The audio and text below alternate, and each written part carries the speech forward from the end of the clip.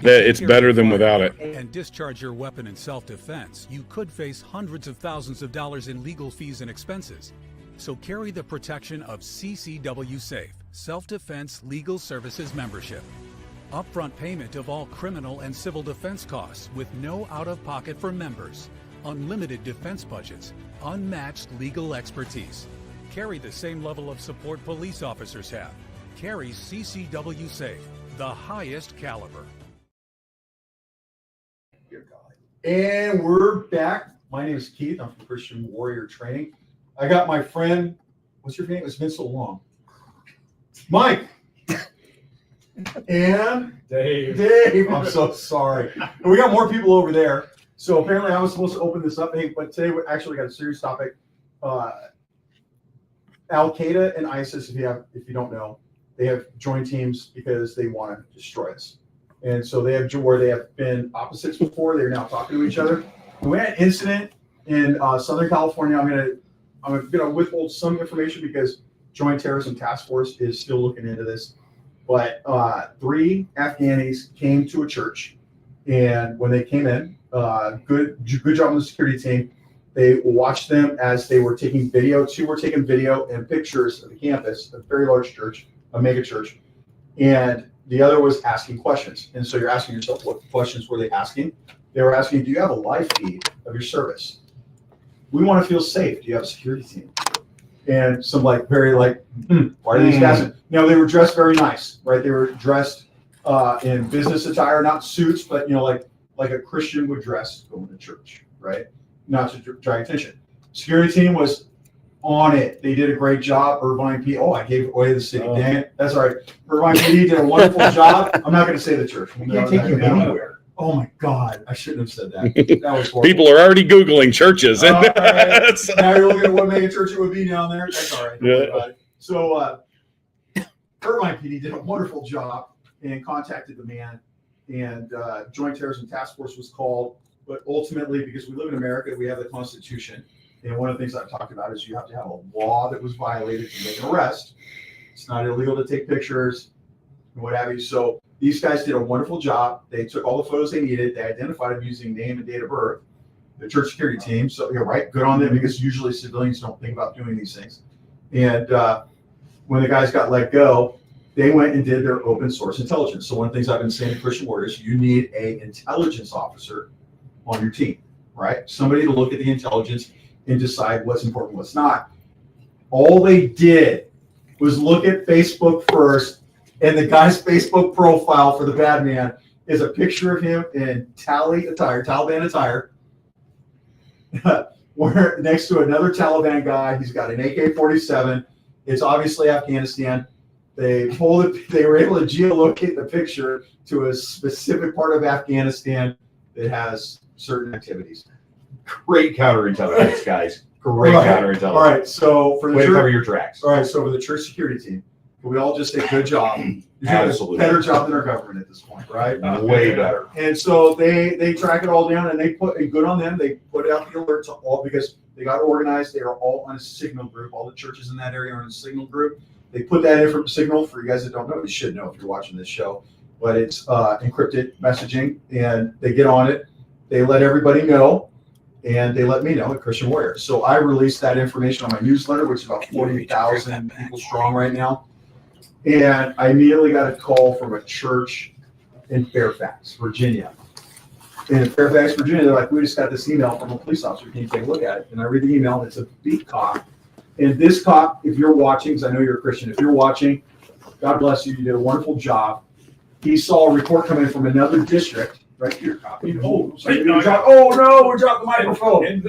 All right. So you know what I'm talking about, where he saw a report in another district where 3 Middle Eastern males, nicely dressed, came in. 2 were taking pictures, while 1 went and asked, do you live stream? Do you have a security team? Right? Same MO, right? And so the cop was warning all of the churches in his district. Good job for that cop, because we know that some cops aren't that gung-ho about it. I released that information on the newsletter the next day, put that out.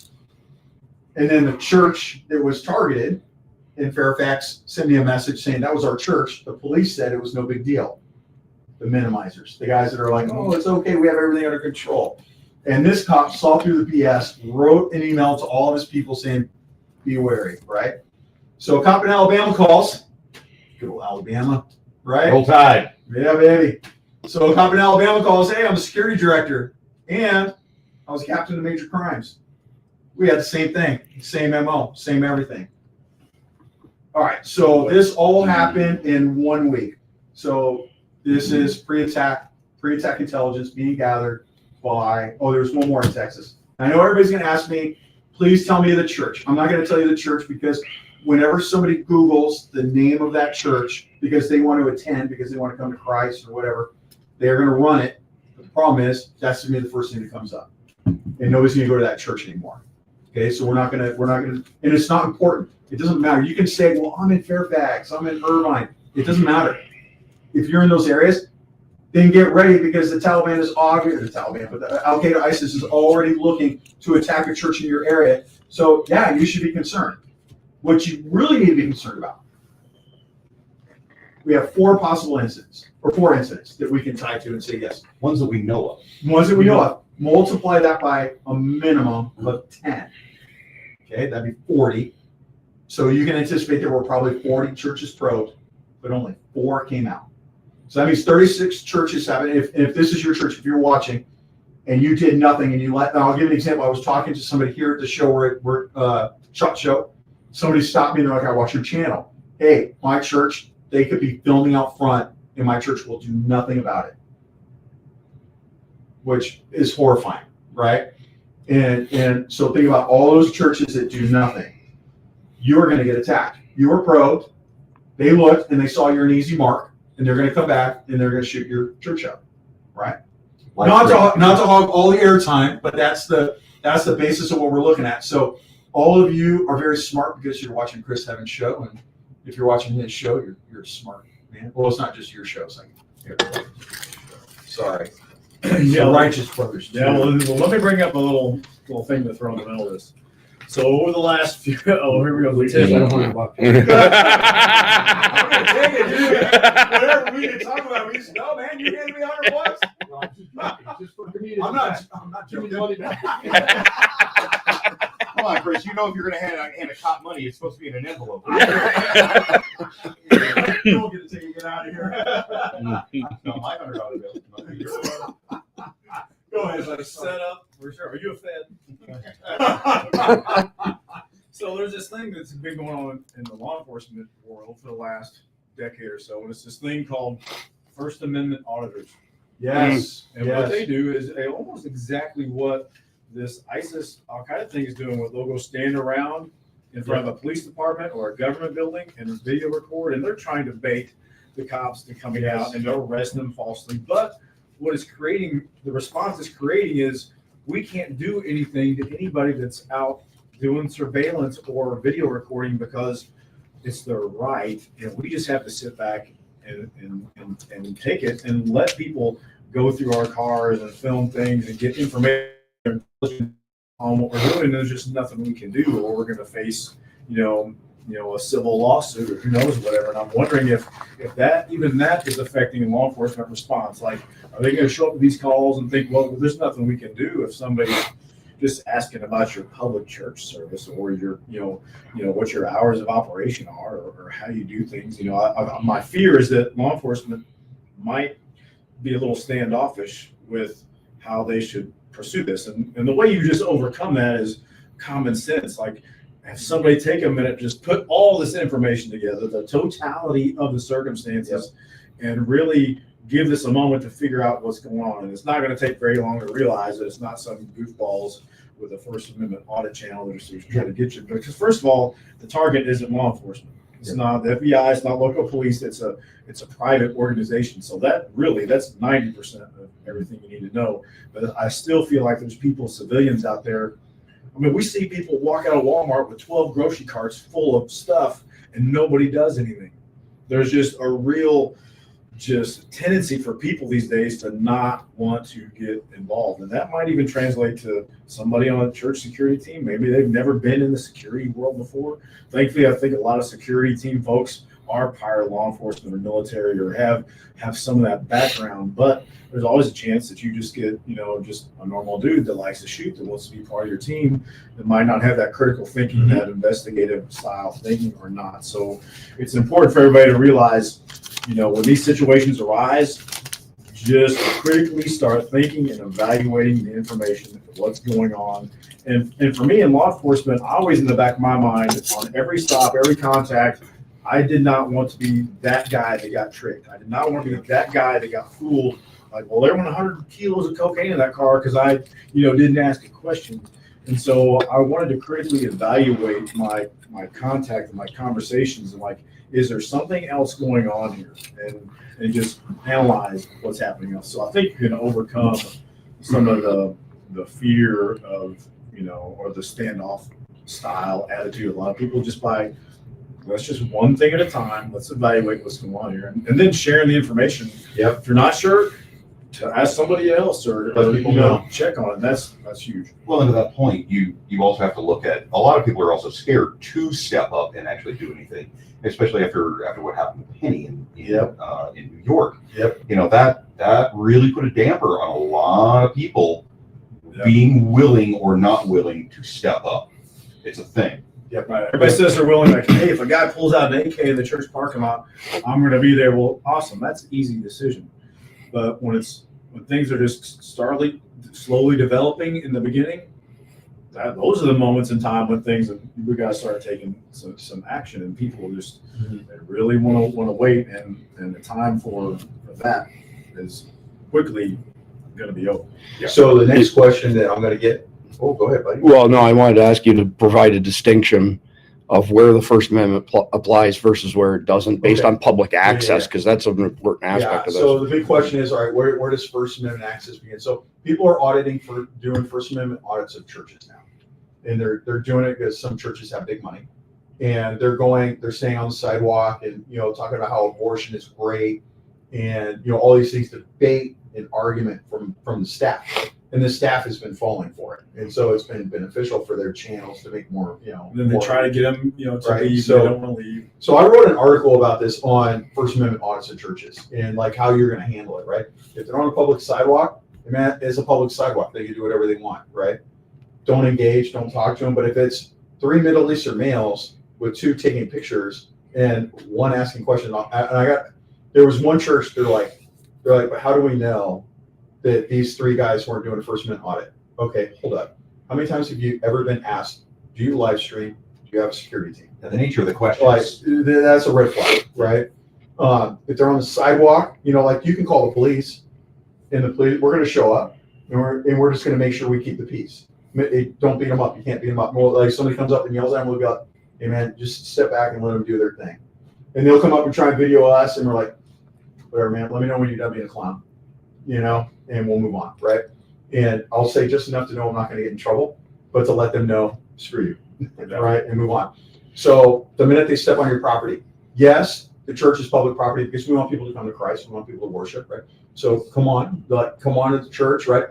But we also have the right to eject people and trespass them, right? And tell them, and stay tuned for Christian Warrior, because I am releasing a story that happened in North Idaho where they try to eject somebody. There was a bit of a scuffle, and the county prosecutor issued a summons for battery on the church security team member, and it is horrible. It is a total injustice. There is a certain self-defense insurance company that he called for help, and they told him, no, we're not going to cover you. You can figure out who that is, because I'm a shot judge, so I got to be careful. But they're the same company everybody complains about. And I've called the police. The police saw my channel. They're like, yeah, we'd like to help you. They're stonewalling me. I did a FOIA. They rejected my FOIA for a police report. I know, right? It's in the middle of the investigation, Keith. We can't release that. Oh no, the guy's going through court, man. And they're saying, no, you can't have it. Whatever, man. And so my point being is look, there was this injustice done, but if you're on church property, we can tell you to leave. And a lot of Christians have a hard time with that, right?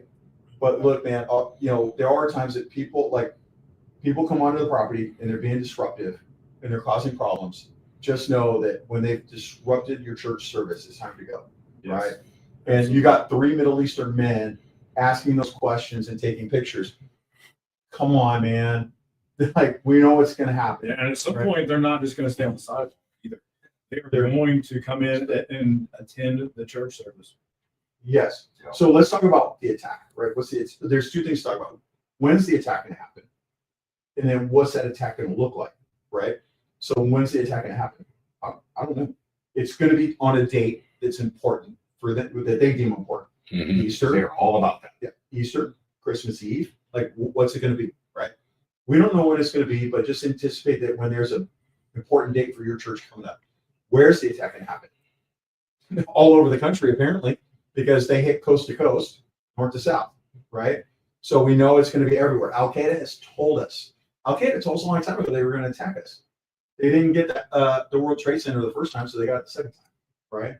And so they're going to want this. And so when you look at Al-Qaeda, they told us that they anticipate the next attack is going to be October 7th style, and they want 60,000 casualties out of it. They told us that. That's huge. Do you think some of those are going to come out of a church? Of course, because ISIS has come out and said attack churches and synagogues. I just got done talking to the tactical rabbi today, and we just all appreciate the tactical rabbi's YouTube name. That's phenomenal. I haven't looked at the tactical rabbi on YouTube yet. All I know is we need to collaborate because that's the best I name think ever. we need to collaborate with this guy. So Kevlar Yarmulke right now. Kevlar yarmulke. So we were talking about other attacks in dogs and churches and it's coming. So we know that there's going to be an October 7th style attack. They're going to be all over the country. And we also got a report that just came out. Sarah Adams put this out. Other people have put it out about these, and this is where you come in, baby. Are you ready? I'm going to talk slow as I talk about this. You should. You ready?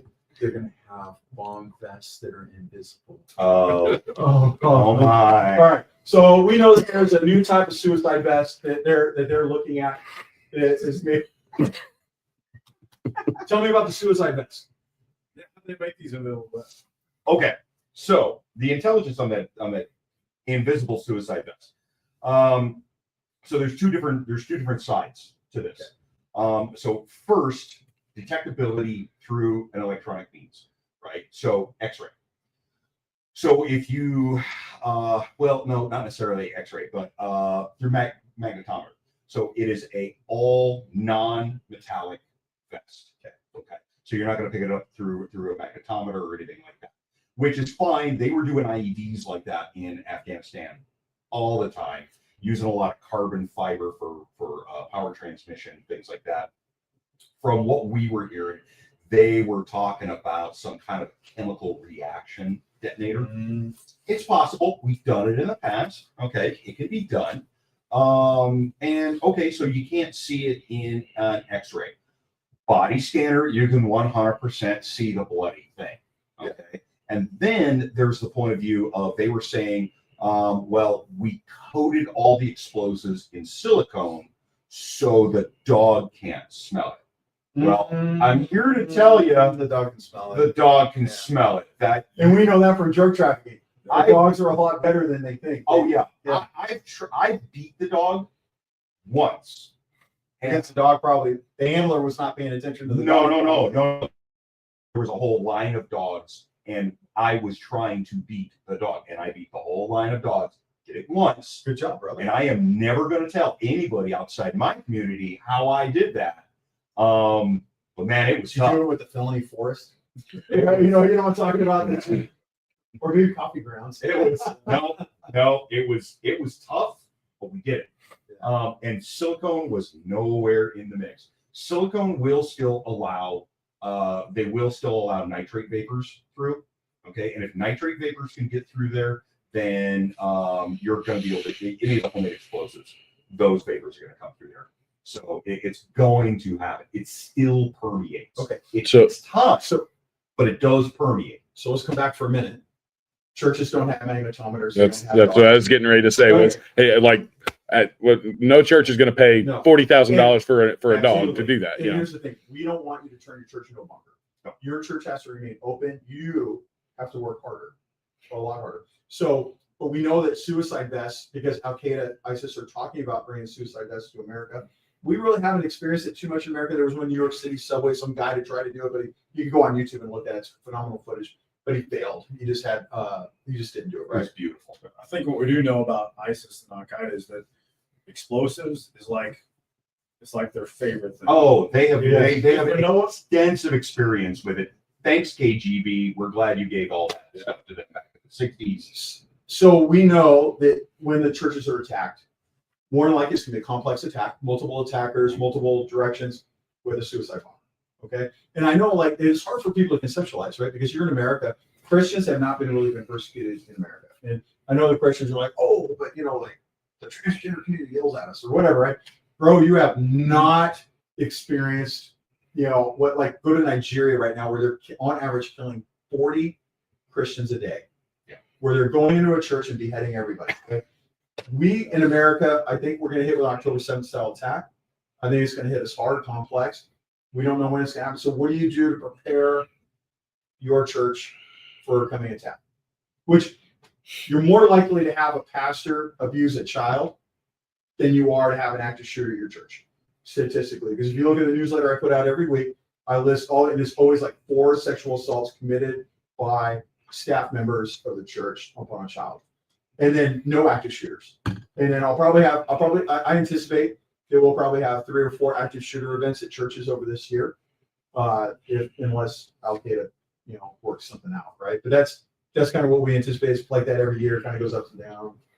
But I do want to say one more thing about this. So Al Qaeda has a strong history of also hanging out that shiny thing, right? Yes. They'll hang out they will hang out intelligence, and everybody will hyperfixate on that bit of intelligence while they walk in with something that they've always used. yes, Because everybody's looking for this new hotness, and they walk in with the old busted that works just fine.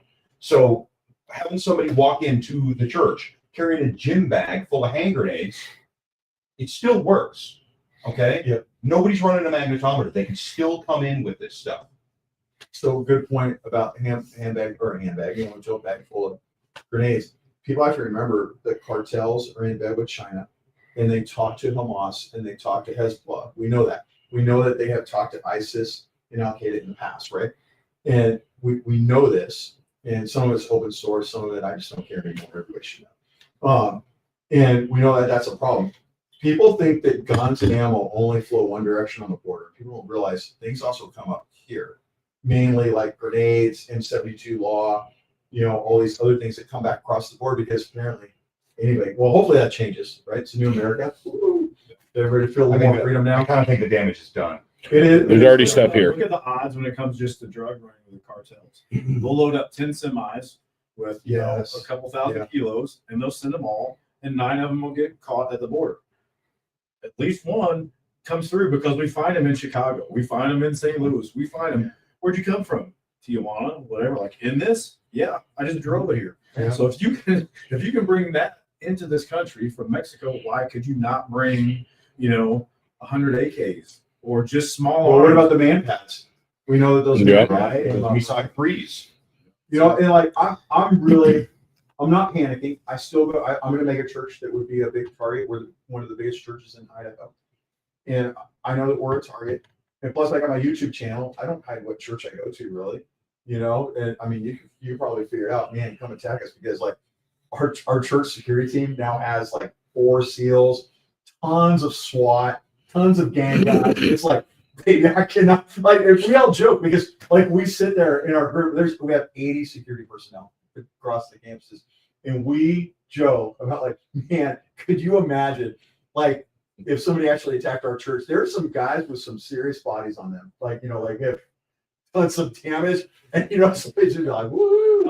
I got 3 guys with pistols and Tech 9s. Oh, this is not what I signed up for. You know, and it's funny, like, because I brought up to the church, I'm like, hey, you know, are you worried about this? And the church people, they all laugh. They're like, it ain't gonna happen. Like, I mean, it ain't gonna happen because, like, the minute something happens, I mean, there's people in the parking lot. The minute you drive in, it'll be like we have some guys with serious experience. It'll be some SEAL team go, I know what you're doing. I've been here before.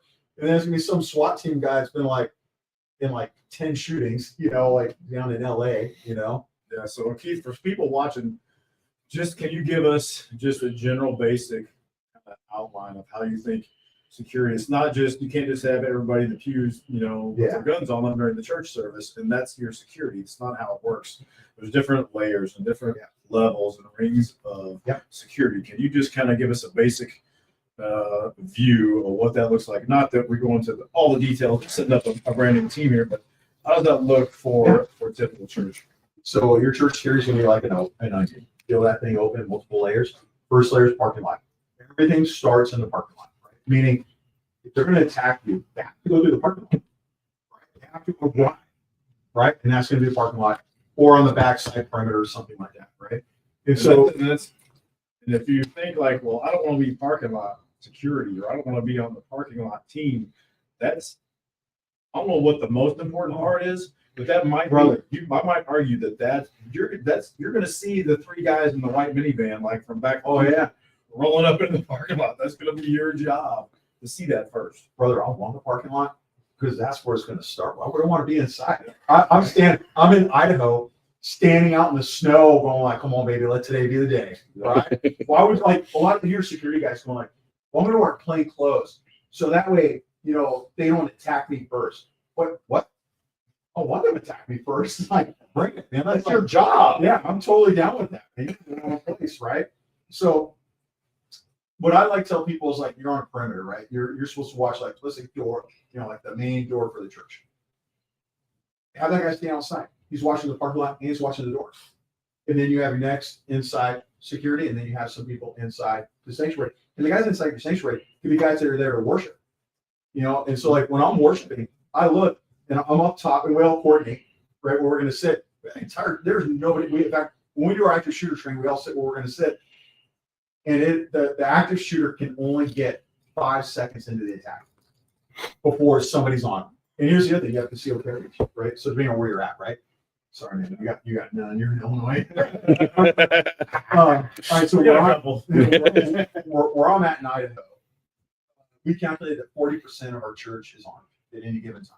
Okay. Wow. And so what we do is the men's group is the natural, place to go for church security team stuff, right? And I'm not gonna lie, you go to the women's group where they bring, we have childcare, so the moms can all, do their Bible study. We go in there, we get people in there too.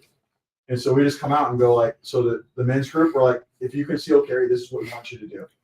We want you to only worry about your family, unless active shooter's right here. Then please due diligence, take care of that guy. But if he's across the church, why are you running across the church? You're not going to get there in time. Worry about your family, right? And then we don't want some guy running through with his handgun out because somebody's going to shoot you, right? And so, you got to get together with your CCW guys. And the best part is it's force multiplier, right?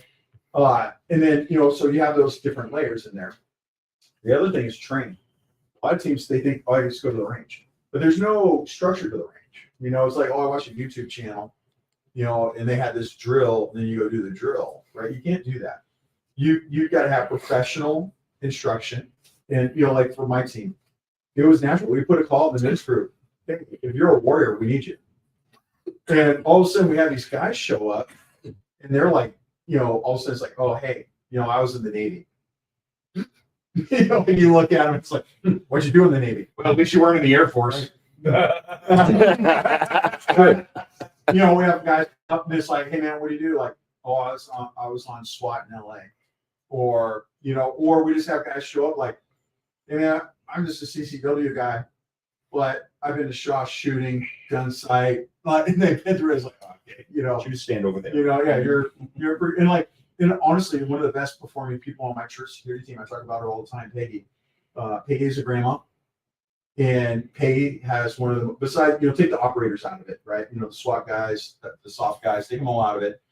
Peggy's one of the best people because she pays attention, she trains, and we watch her. She got a level head in everything she does. And I love talking about her because look at, she's the one that's going to handle business.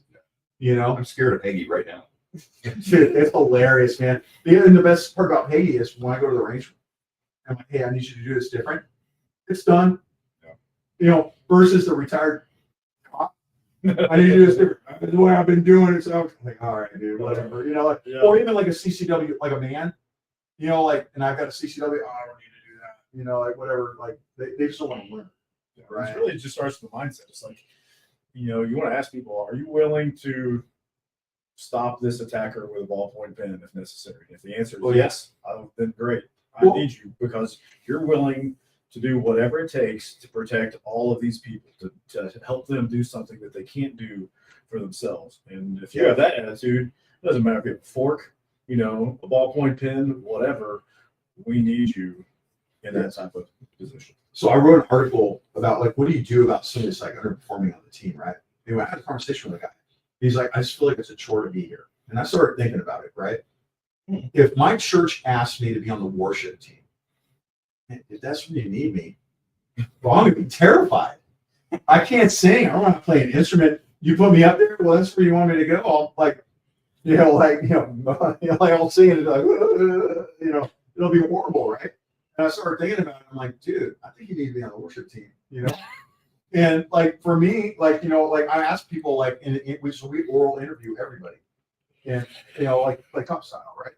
And it's just like, why do you want to be on the team? I need to protect the flock, man. I've been training for this my whole life. And I'm like, well, you know, are you willing to do this? Oh yeah, I'm willing to take it. Actually, it's going to make me a better person. You know, and it's like, oh, that guy's hungry for it. That's what you want, right? But not to get too far off the mark, we've got to get ready for these attacks.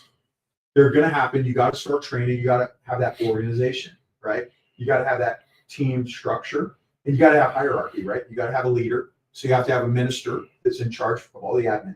But then you come down, you got to have a team leader who's in charge of all the people at the church, right? And then you have, you know, all these different people in different places. You got to have a training manager, a guy in charge of training. You got to have an intel guy, right, in charge of intelligence, because you can't. You got stuff coming in. You got to like figure out what to do with it, right? Do both of those.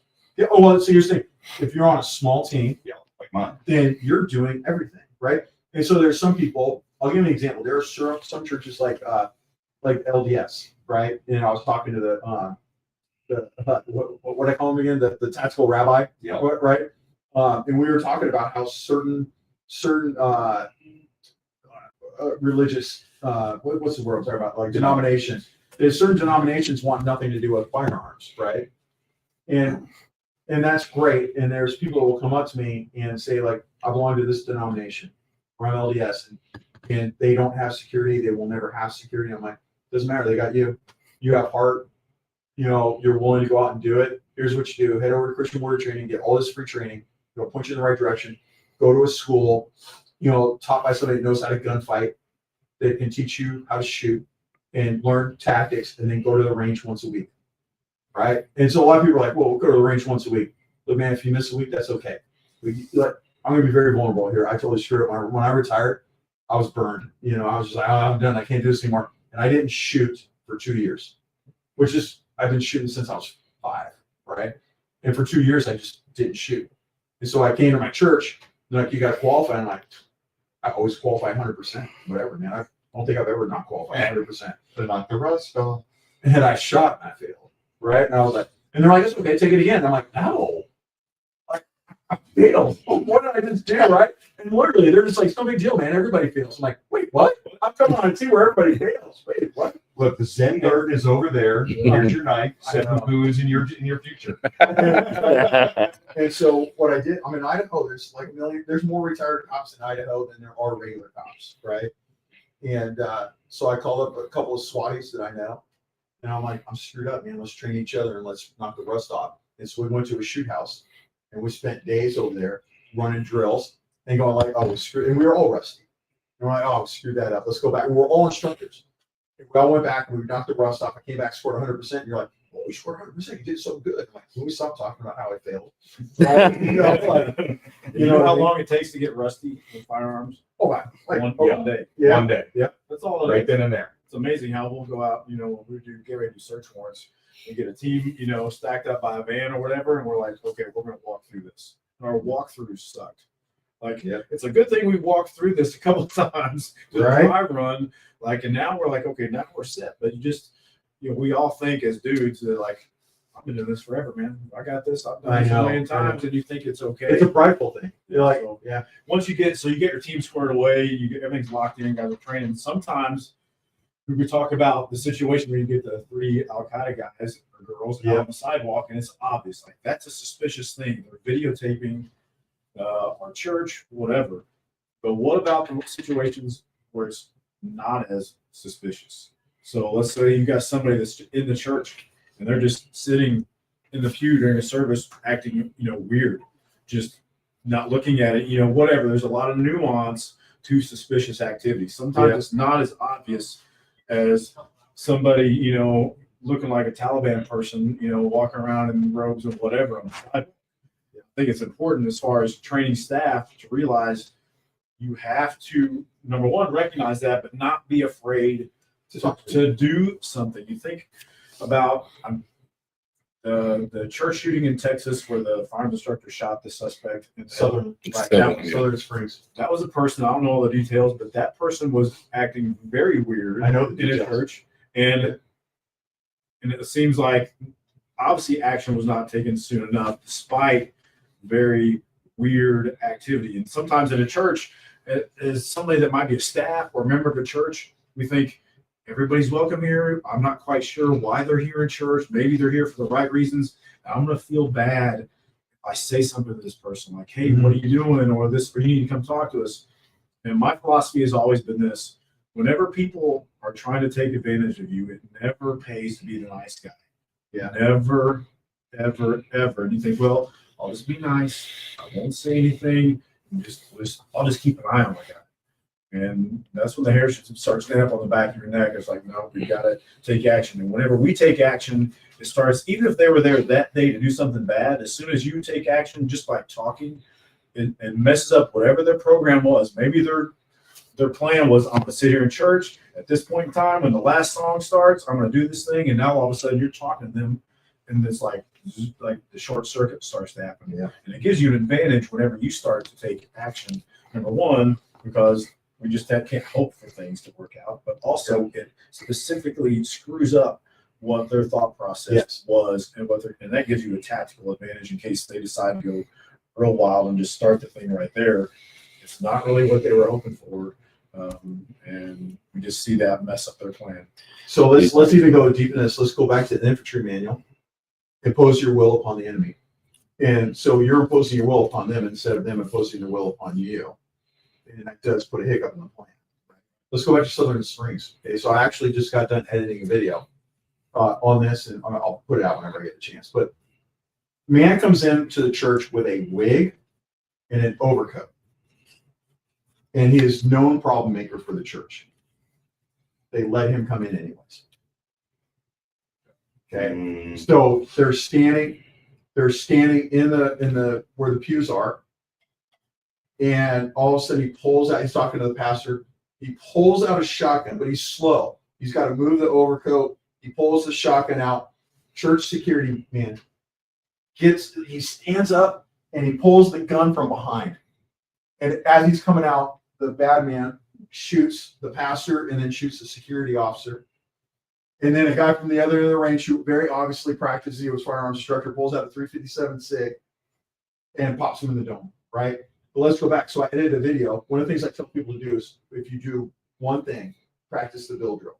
Stand in front of the target, timer goes off, draw, fire 6 rounds as fast as you can. You have an imperfect grip. You have an imperfect sight picture.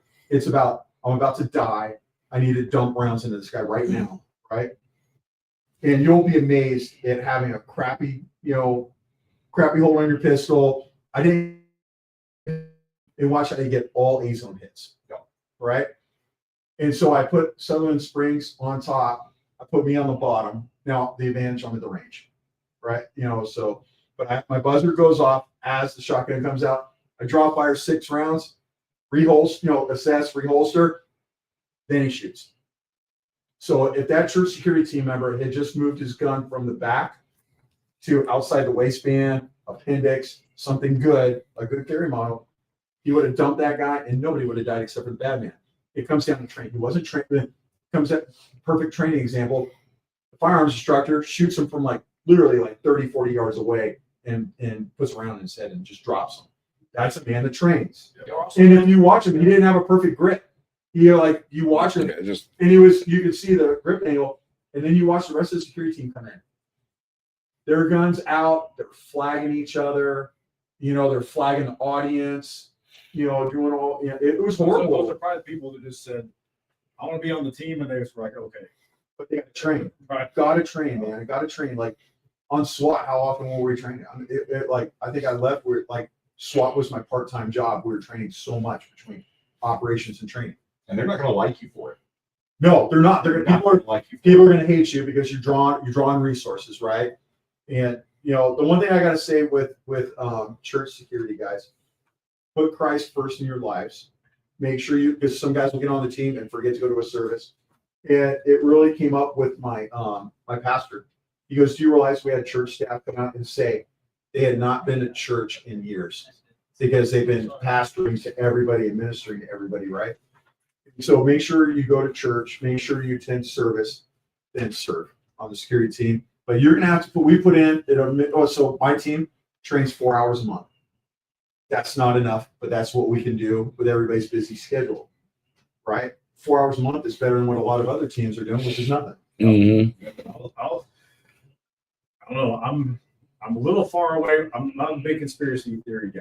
I don't subscribe a lot of just the world is going to end and horrible things are going to happen.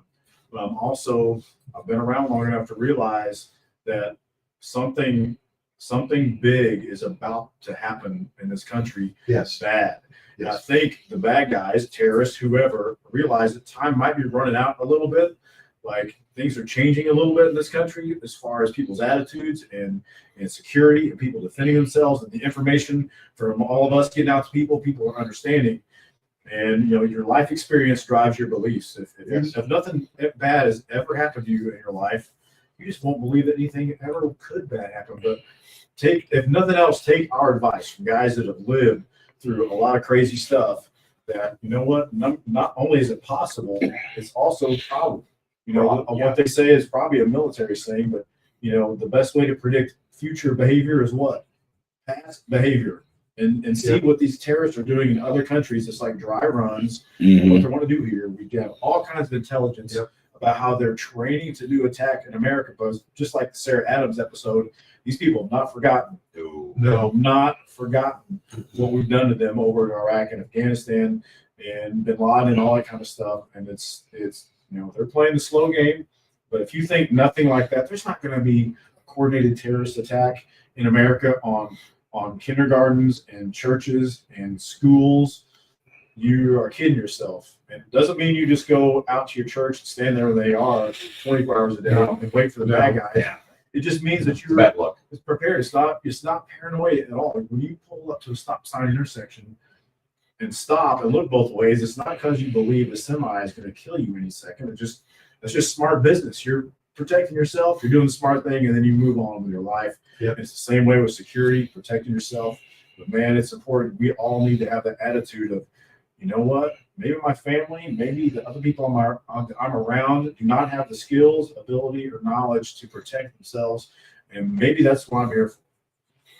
We saw in Beslan, Russia, when the Chechen rebels attacked that school, there was hundreds of kids held hostage in the school. And I remember hearing an interview from one, and they'd been there 3 days, no bathroom breaks, no nothing, no water. They're dying, they're drinking their own urine. And one of these kids, he was about 8 years old, he's like, we just knew that what he said was the RoboCops. He said, we just knew they were coming to save us. And nobody ever did. Nope. Not one single person ever came and rescued them at all. And for me personally, I've thought, if I have the ability, if we have the training to do something, I think we all have an obligation. It's not really a choice anymore. To me, I think you're obligated to put yourself in a position to protect those other people, like those kids that can't protect themselves. So this is a journey. And if you've never been part of even thinking about how to protect yourself, your family, your church, it doesn't happen in a day or two or after a week-long class. It's almost like getting into martial arts or getting into any type of, it's a long-term thing. And we'd be glad to have you along for that journey. But it's time to step up and understand that we need people that all over America, men, women, everybody, to stand up, take a stand, and be surprised how all of a sudden the snowball starts to roll. Like, oh man, you guys are doing this? I was too nervous to really ask anybody, but I want to do it too. And next thing you know, there's 50 people and 100 people. And by God, if somebody decides to come to your church, it's a bad decision. It's really bad, and we're gonna handle this. We can all be an example. It's either going to be an example for good or an example for bad. You know, you bring up a good point. Look, if you're a prior SWAT guy, prior military, you're a fighter, right? You need to step up and start volunteering your time. Go get your skills back together, and then figure out how you're going to help, right? And if you're like, let's say you haven't had any formal training, and you're at the range and you see a bunch of guys that are doing a really good job, then go up and talk to them and say, hey, I really want to know more. What can I do? Because I've had that happen to me at the range, where I'm running through doing drills. I've had random people come up. I had a woman come up. She goes, you really look like you know what you're doing. And I'm like, well, I got some experience, doing stuff. What do you want to know? She's like, I'm a woman. I'm worried about my security. And I'm like, awesome. You want to do a drill with me real quick? Yeah. First, let's see how you shoot. She had basics down. Awesome. You want to be really advanced? Yeah. Let's go hit this house. And she's like, wait, what? And I'm like, yeah, I'm going to clear your house. Let me show you how you're going to do it. And for me, it was fun because if you've ever been an instructor and taught cops or taught military, they don't want to listen to you. Right. But you talk to somebody, they're like, oh, you want me to step with my right foot up front? Yes. Why? Why should I do it? Don't worry about it. We'll deal with it later. Okay. And there's no question of fighting back or anything. Yeah. And they're just hungry for it. And you feel good now, right? So I help people when they're on the range. I'll see people and I'll make hey, do you mind if I help you a little bit? And they kind of look at you. I'm a firearms instructor. I can totally help you out real quick. And they're like, yeah. Hey, change your grip. Do this. Do that. Boom. You're good. And they look at you like, thank you. Right? My instructor once said, when it comes to cops and military folks, if you come across as trying to teach them how to do something maybe new, it's not going to stick. What you need to do is come out across from a point of view of you're just reminding them of something they already know. Like, remember when somebody taught you years ago to do this? Well, let's try that again. And they're like, oh yeah, I remember that stuff. And they probably don't remember, but now they're going to just say they do. And so that's usually smart. That would work. I like that. I'm stealing that. There is no industry that has more intellectual property theft than the firearms instructor industry. Yeah, I came up with the Bill drill. My name's Bill. I named it after my dad. Jay. Hey, Keith, I got a couple points for you. Number one, the $82 billion in equipment that we left in Afghanistan, Joe Biden and Lloyd Austin. Within days, that showed up in Pakistan for sale, and within weeks, it ended up being found in Mexico. So all of those military-grade weapons have come across our southern border. And when you watch the new Islamic Army training videos, because they have formed, they are using American equipment. ARs, they're using ARs. They are doing our tactics. They're seeing the tactics that they see online. Like they're straight up stealing our tactics. So these people may look like they're, they have American tactics in a lot of ways. So let's talk about the border real quick. So although I was a cop in Northern California, all of our cases originated, because it travels into California and then it goes everywhere else, right? And I have had occasion where I may have had a tracker on a car, watch it go across the border, and then watch it stay at a warehouse down there, and then start coming back across the border, and we follow it. The minute it crosses the border, we follow it. And we have traveled, you'll travel forever doing that, right? Were you helping Kamala prosecute international gangs? Kamala was my California. I'm going to tell you the truth. Kamala was my prosecutor. She got her start in Alameda County. However much you hate her, I promise it's not enough. I thought you were going to tell me she was a really good prosecutor. She was a horrible person, horrible prosecutor. I hope you're watching this. I hate you. And I know I'm a Christian, and I know hate's a powerful world, man. But appropriate. There's stuff in the place. If Kamala, if you're watching this, I know you're not. But, anyway, all right.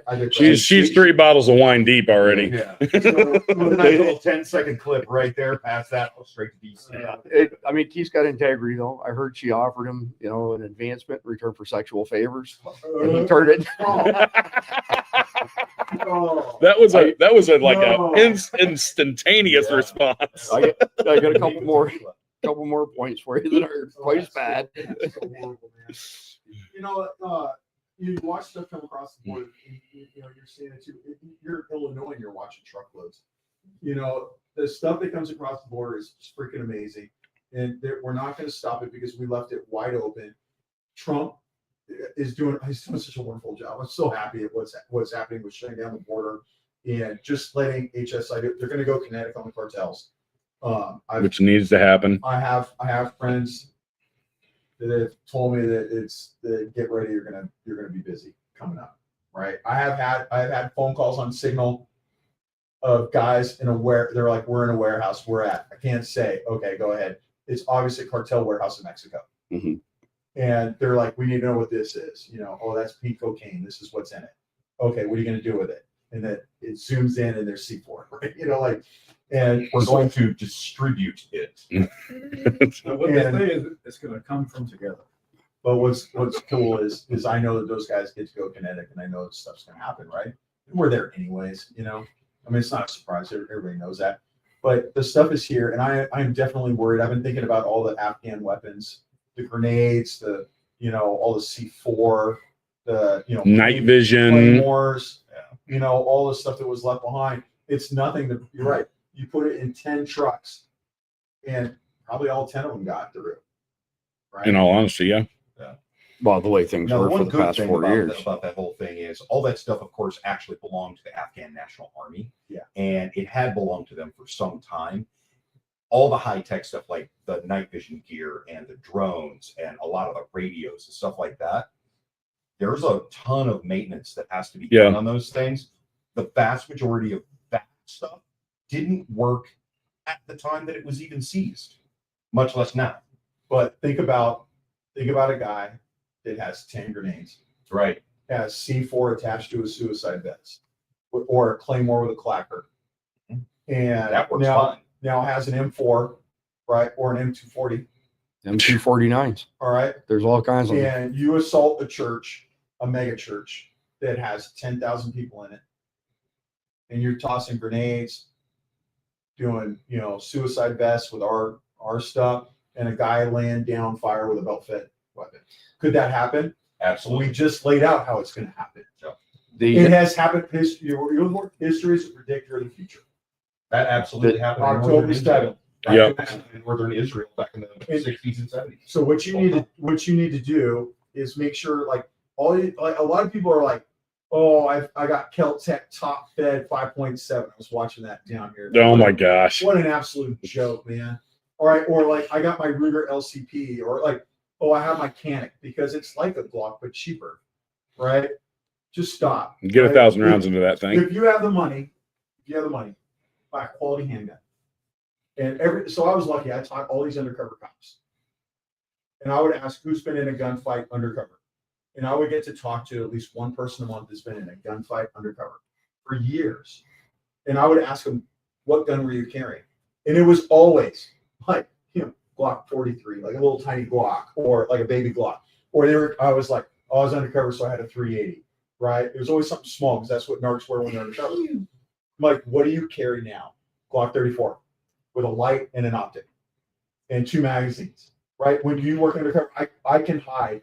I carried a Glock 17 with a light and an optic, or no optic, but a Glock and a light. And I appendix carried that, and I can do whatever I want. I remember one time I got searched by, of all things, a hooker. And she's like, oh, what's up, honey? And she starts searching. She's like, what's that? And I'm like, it's a gun. Why do you have a gun? Because I don't know who you are. And she goes, fair. That was it, right? I've never been searched by any drug dealer ever, right? People don't notice. We are more worried about it than they are. But carry the biggest gun that your frame will fit. Figure out how to carry that Glock 34 in an extra mag, right? Yeah. And be ready, because everybody that's ever been in a gunfight, they always wish they had a bigger gun. Look at the Joel Osteen's church. Yes. In Texas, where they're going through mags of ammunition, and because they weren't advancing. Well, that's no problem. If you're shooting from 50 yards all day. Yeah. But you go through that in a hurry, and I've never heard anybody that's been in a gunfight that says, "I wish I had less ammunition." Never. It's always, and if you're going to be in a security position, good grief! Please, for everything holy, do not show up with your Ruger LCP. No. it's like, get up 100%, get the very biggest gun that you can still comfortably carry, extra ammo, extra mags, and be ready to go to work with that thing. Your everyday carry should be no less than a Glock 19. If you don't have the money, and I get this, right? I was contacted by somebody, I only have $400 for a gun. And I was like, ooh, man, that's a good point. I didn't think about that. So me and Matt over at 2A Cops got together, and we on our own bought like 6 of the most popular under $400 handguns. And we did a test. You go over to 2A Cops, go watch it. The Dagger. Yep. Yes, I was the winner. Why? Because it's a Glock 19 Gen 3, right? Yep. And so my recommendation is to go on, if you live in America, is to go on to whatever place you go to buy guns online and go get a used Glock. Okay. Atlantic Arms right now has a sale of used Glock Gen 2 police trade-ins. They've been well maintained. I was a Glock armor. We change springs. We have a routine maintenance schedule. Go buy that Glock 17 for like $200, $300, right? If you want something brand new, go buy that. I was talking to PSA today. They're working on, man, what was that? Sorry, my situation where it's just We all were like, what? Don't talk about what's going on in the next room. We'll be right back, folks. I think I just heard a Joker getting tortured, but I'm not sure. All right. Sorry. This all mattress fall off the roof. Oh, so look, you're able to do that. I remember, so I always have a Dagger that I always use to talk about cheap handguns. There was a guy very recently told me he had to take a long trip, and I'm like, you should not go without a gun. And my friend Rich is over there. It was actually a friend of ours, and he's going to drive Texas. You need a gun, and he can't afford it. And so I'm like, here you go. Here's a Dagger. It's all yours. He's like, thanks. I'm like, I'll go buy another one. It cost me $300. I went to PSA and bought a $300 Dagger, right? Yeah. And now I have another one. I will probably give that one away too. I talked to PSA today. They're like, actually, we think we can give you one for your testing if you want, because I'm not going to poop on it. Great gun. Yeah. But if you have means, this is what I always hear. Why just buy the Dagger? But the guy can afford a $2,500 Staccato. No, man. Look, man. If you have the money, then buy the decent handgun. Yeah. Right. But if you don't have the money, like what I really like to see, got to go out and buy a Staccato XC. They cost $5,000, and they have no formal training. Hey, do you have a Glock? Never been to a training class? Never trained. Yep, they've never trained. Never been to a decent training class. Don't shoot very often. I'm like, stop. Spend $300 on a Dagger. Spend $4,700 On ammunition and training. And then when you're done, you're going to be the biggest gunfighter to ever walk this earth, because that's a lot of ammo and that's a lot of training. When you're done, then come out and buy whatever you want. And don't get anything else on that gun. Don't get a red dot. I wouldn't even, if somebody's new to this, just get a gun. Yeah. For the luck, like this. Until you know what you're Yes, doing. we cannot make this complicated. Like I said earlier, this is a journey.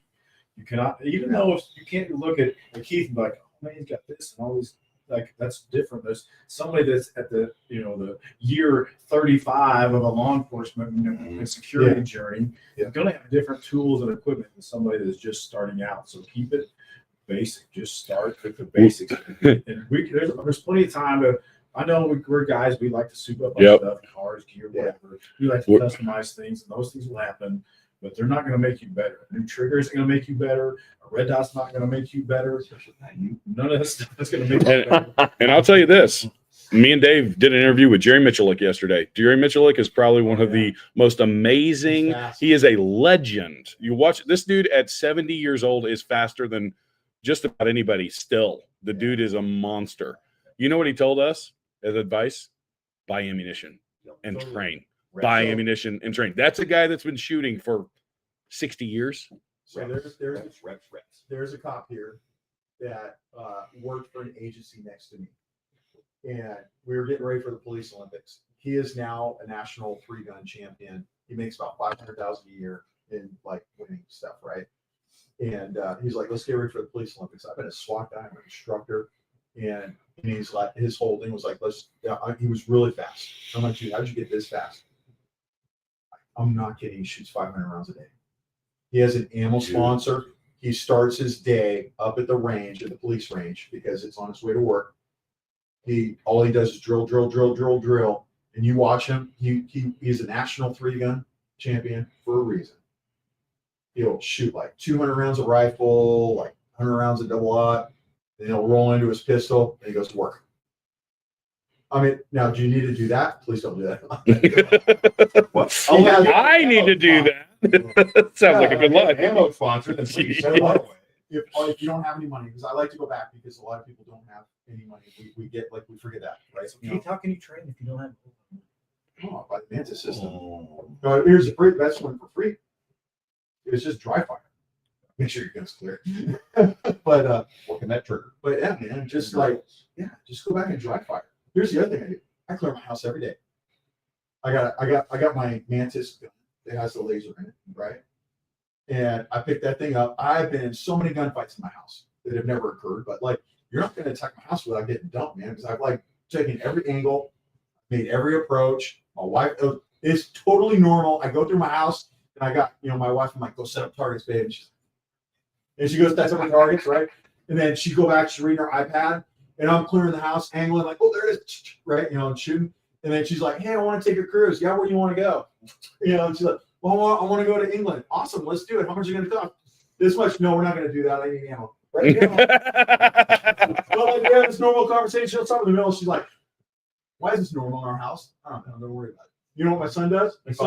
My son grew up with me doing that. Mm-hmm. You know what my son does now? It's a forensic exam, computer examiner. He runs around like, doing this in his house, and he's really good. Really good.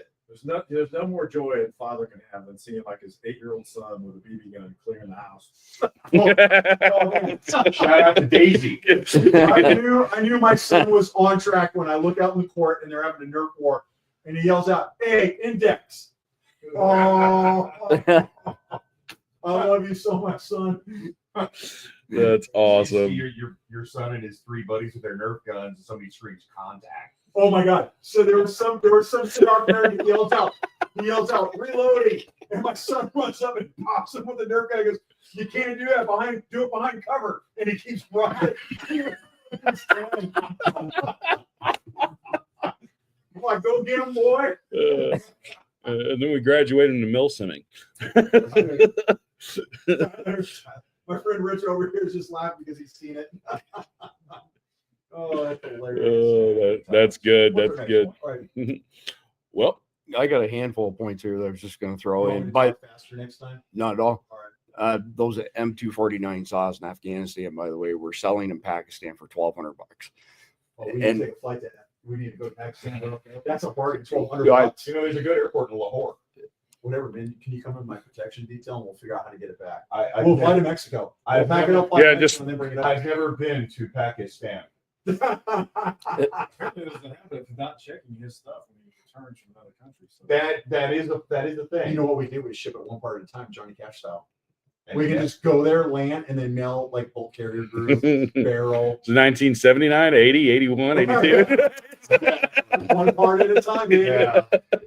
So the crazy thing is how I know that is a buddy of mine's father-in-law used to be the minister of defense in Pakistan, and my buddy's an international arms dealer and was in Pakistan and sent me a screenshot of the M249 saws going for $1,200. Okay, but what's even funnier is he bought a bunch of full auto Iwi Galils in Israel when they switched over to the AR platform.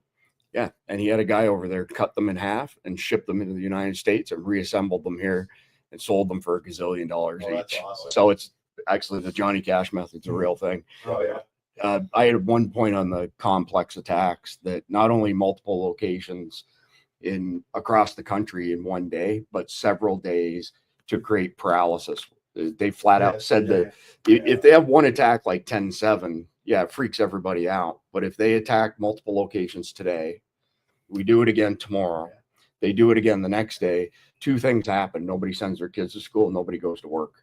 Could you imagine? So the whole So go back- society collapses at that point. Go back to 2020. Your kids aren't going to school now. Yeah. And now like everybody's shut down because now I don't have my daycare. So one of the things to look at on that particular scenario, and you and I have discussed this previously, where, okay, so a couple of guys go into said church school, whatever venue. They shoot the place up. Every cop in the county shows up and they're looking what direction? In. They're not looking behind them. Nobody's ever looking behind them. Now you've got their guys who are there specifically for the first responders. They shoot up the first responders. Everybody pulls out. They coalesce at a rally point. Tomorrow we're going to do it again in the next town over. And the next town, and the next town, and the next town over, because they're working on a Shahidi or Fedayeen style of warfare. We're in this until we die. And we're going to continue these operations until we're all dead.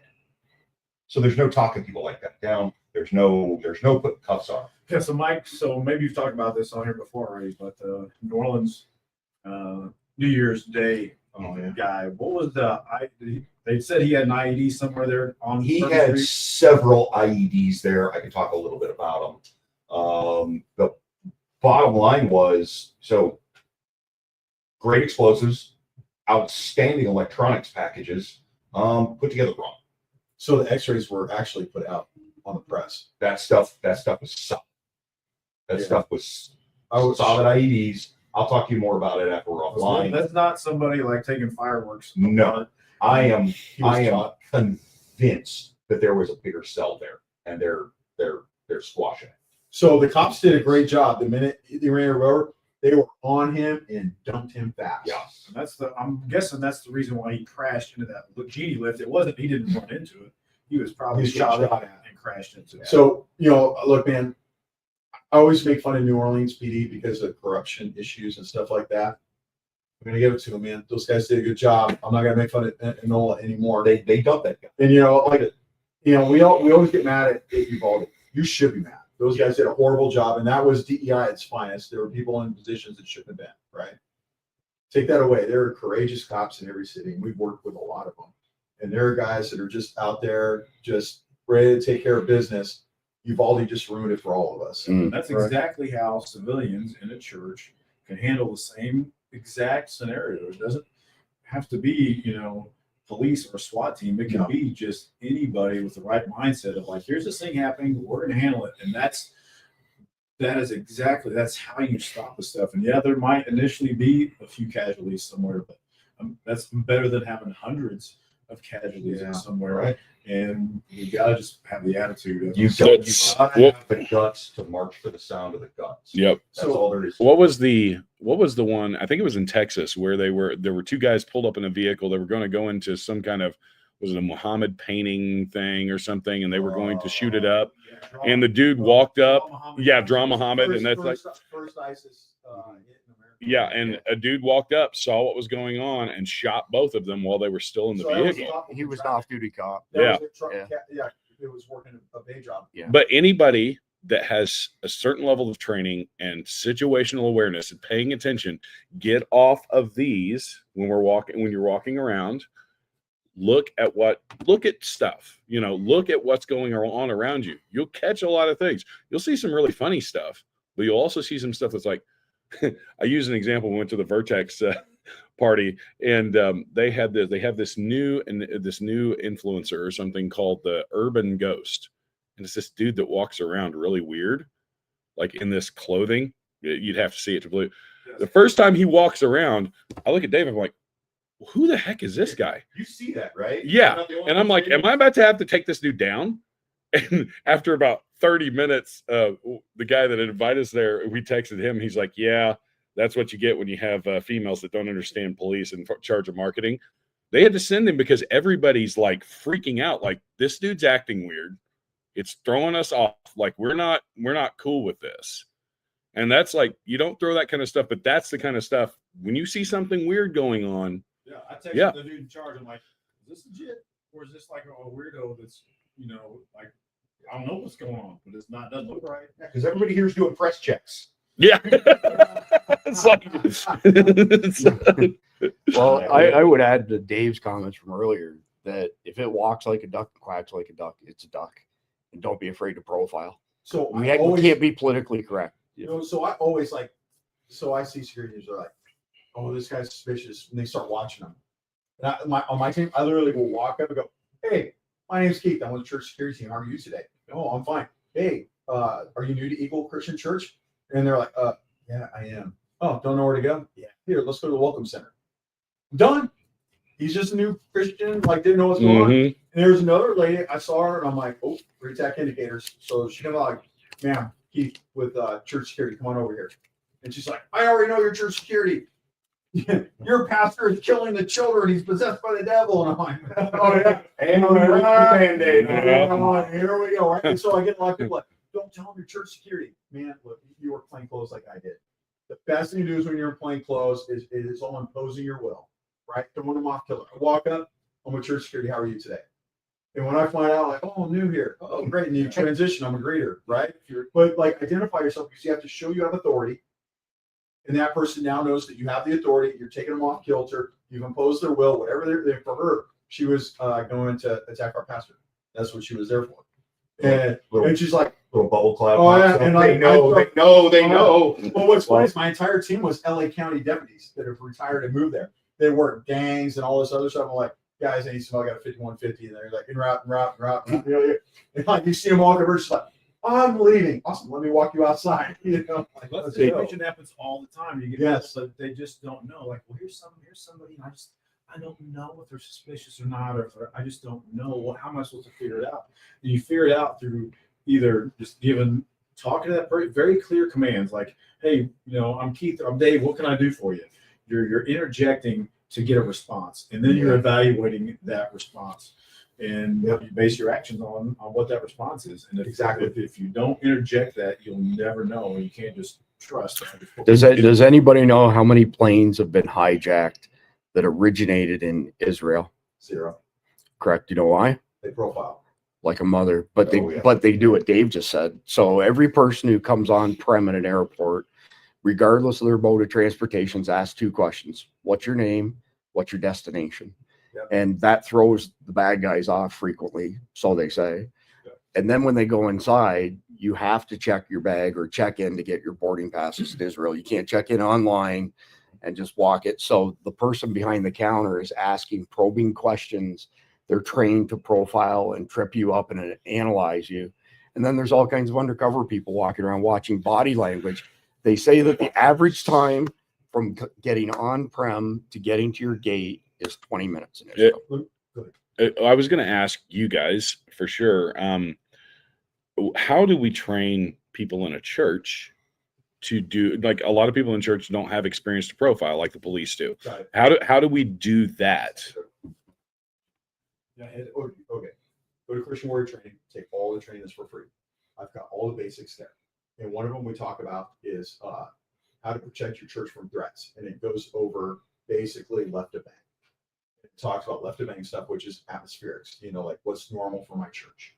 All of a sudden things aren't normal, right? And it came from guys in Iraq driving down the road, and all of a sudden they're like, there's nobody on the street. Wait, there's always people on the street. Why is there nobody on the street? It's hot. I'm about to get attacked, right? You know, what's not normal for your church? 3 Afghans dressed nicely asking me if I have a live stream while they take photos. I've never seen that before, right? And so, dude, I'm sorry, I got old moment. What are we talking? Oh, how are they going to learn about profiling? And it's just, I know, right? Dude, you're the same age as me. That sometimers kicks in real hard sometimes. So look, you know, you're just looking for what's outside the norm for your church. And then you just have to have the balls to walk up and go, my name's Keith. I'm with church security. How are you today? I'm fine. Let me put it this way. I love drum runners. They're hilarious. Imagine you yourself right now have 10 kilos of cocaine in your car and the police just pulled you over. Are you going to be normal? No. You're going to be like, how are you today, sir? My name is Officer Graves. I'm with whatever police department. Hi, officer. I remember there was a drug smuggler. I saw the car and I was like, drug smuggler, right? Like that guy was freaked out. And I was on a motor, and motors are the best. I roll up next to him and I go, and I'm literally like this close. And I'm looking like this, and the dude's like, Never looked up for right? And so we call them no looks. They won't look at you. To the point. I love doing this. This is the best. You take your sword and you go, woo! While you're looking at them, and they just go. And State Park. That is the best. Oh, dude, that's the best ever. And you're just come to Papa Baby, right? You always start calling, start me 3 units. You know, I'm like, you know, you already start calling it out. And the dude was loaded with like 40 kilos of coke, dude. It was hilarious, right? And he's like, "How did you get me?" I don't know. You know, I don't know. You weren't sending any signals. right? Yeah, right? But you see what I'm talking about? Like, Yep. this guy in a church, you're gonna blow the church up. And you kind of go, "Hi, my name's Keith. I'm church security. How are you?" I didn't anticipate this, Yeah. right? And then they start sweating, right? That doesn't mean you put a bullet in them, right? So Yeah. You're taking the initiative. totally, you're imposing your will. Yeah, well, I would teach guys, young cops. And it's, I think it's because there's not a lot of veteran cops teaching young cops anymore. It's just all young cops. Because we all left. Routinely, I said, if you want to really find out, or number one, keep yourself safe, or figure out what suspicious stuff is going on, tell the people you're dealing with just to do stuff that maybe you would normally do. Like maybe, okay, I need you to get out of the car. And maybe you don't really have any reason, but you just want to see what their reaction is when you tell them to get out of the car. Or you're on the street talking to somebody and you say, "Hey, I need you to come stand over here." Well, why? Just because I said, I want you to know, number one, I'm in charge, I'm running this. And number two, I want to see what your reaction is. I want to gauge you. I want to look in your eyeballs. I want to figure out, are you starting now to look around, like where you can run off to, or, I'm gauging your behavior. And so maybe you They don't touch the handgun in their waistband. maybe you don't have Sweat starting. maybe you don't have a frame of reference for what criminal behavior is, but everybody has a frame of reference for what normal in your life is. If you're at the ATM getting money out and some dude walks up and stands 1 foot from your window while you're waiting for your cash to come out, that's not normal. You would never do that. So why would you just sit back and let somebody stand next to your car while you're at the ATM? So there's life normal that we can all gauge people's behavior off of. So if nothing else, if you don't have experience in security or law enforcement or military, gauge behavior based on your own life. Like, what would you do in these situations? Does it look normal for you? And if nothing else, use that as a guide. And Tony Blauer talks about that too. He says, everybody that's been in one of these situations always says, "I really felt like something wasn't normal. I knew something bad was about to happen." Your gut is going to tell you that something's going on. Listen to it. All right, so just to throw this for the Christians that are out there, how many for us have been in bad positions? How many times did you see it start and you're like, "This is going bad," and the little voice tells you, "You need to go to the left, you need to go to the right, you need that voice." I firmly believe it was God telling me what to do, and a lot of people ignore that message, right? And we talked about this before. Humans are the only animal on the planet that don't run when it senses danger. And I'm telling you, like, I've had rape victims where it's like, I was walking here, and then all of a sudden this guy showed up, like this big African-American man stood in front of me. And I'm like, 2:00 in the morning in an alley in this really bad part of town. And you didn't think to run. Well, I thought I was going to look like a racist. Doesn't matter if you're white, black, Hispanic, whatever. It's 2:00 in the morning in this bad alley and they're blocking your way. What did you think was going to happen? Right? But you don't do that to a crime victim, right? You always like, but in your mind, you're like, come on, man. Like they always say, "I never thought this would happen to me."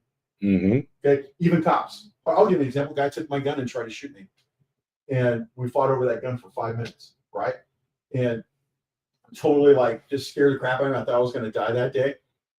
Never thought I'd be the guy to have my gun taken from me, ever, because I'm too good. But it happened. I remember when he got it, and then we're holding it, and I'm like going, "Oh no, this is the like, how did this happen?" Right? Record scratch. Yeah. Oh, dude, Use this gun harder.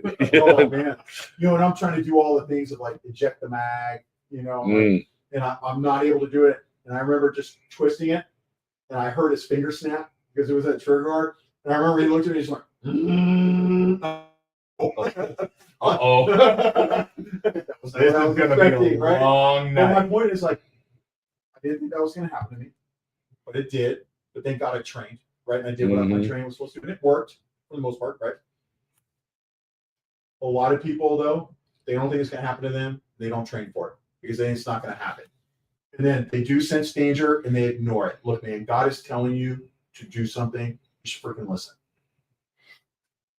Yep. That's it. Sorry. No, I completely I'm totally agree. going off on this No, episode. I'm yeah. stealing all your guys' time. No, this is important information. You know, what's really funny is the guys that have actually been in these situations. Those are the guys that a lot of times are the ones that train the hardest post these situations. They get serious because they realize how serious and how prepared you have to be for this stuff. Like assault victims, sexual assault victims, we talked to a lot of females that said the same thing. I never thought this would happen to me. And all of a sudden that changes their whole mindset. Now their life experience drives their beliefs. They believe it could happen again. And then they go get a gun. Like I don't want some dude pulling my pants off of me again in the parking lot behind the mall. This is not going to happen to me. And yes, they understand that it is possible. I tell guys and girls in my classes, from a law enforcement perspective, before I was a cop, you try to imagine, like you look out the window here in Vegas, we can see 80% of Vegas out here, and you wonder how much crime is going on. You're like, well, it's Vegas, there's a lot of crime going on. For most people's neighborhoods, you're just like, it's not a lot of crime in my neighborhood. I got a decent house and things are okay. Then you get into law enforcement, you kind of see behind the curtain a little bit, like, oh, yeah, there's a lot of drugs and stuff. Then got into a drug unit where we get to listen to people's phone calls, follow them around, dig through their trash, and you start to realize, like, holy smokes, and you realize that, you know, I guess I'm probably maybe more pessimistic than a lot of people, but my gut feeling is that most of society is not good. The good people are like the lower percentage. It's almost like the description I give is like the world out there is like a waterbed where the mattress, it's mostly water, a thin film membrane on the top and the sides, and we live on top of that, and you don't see the water.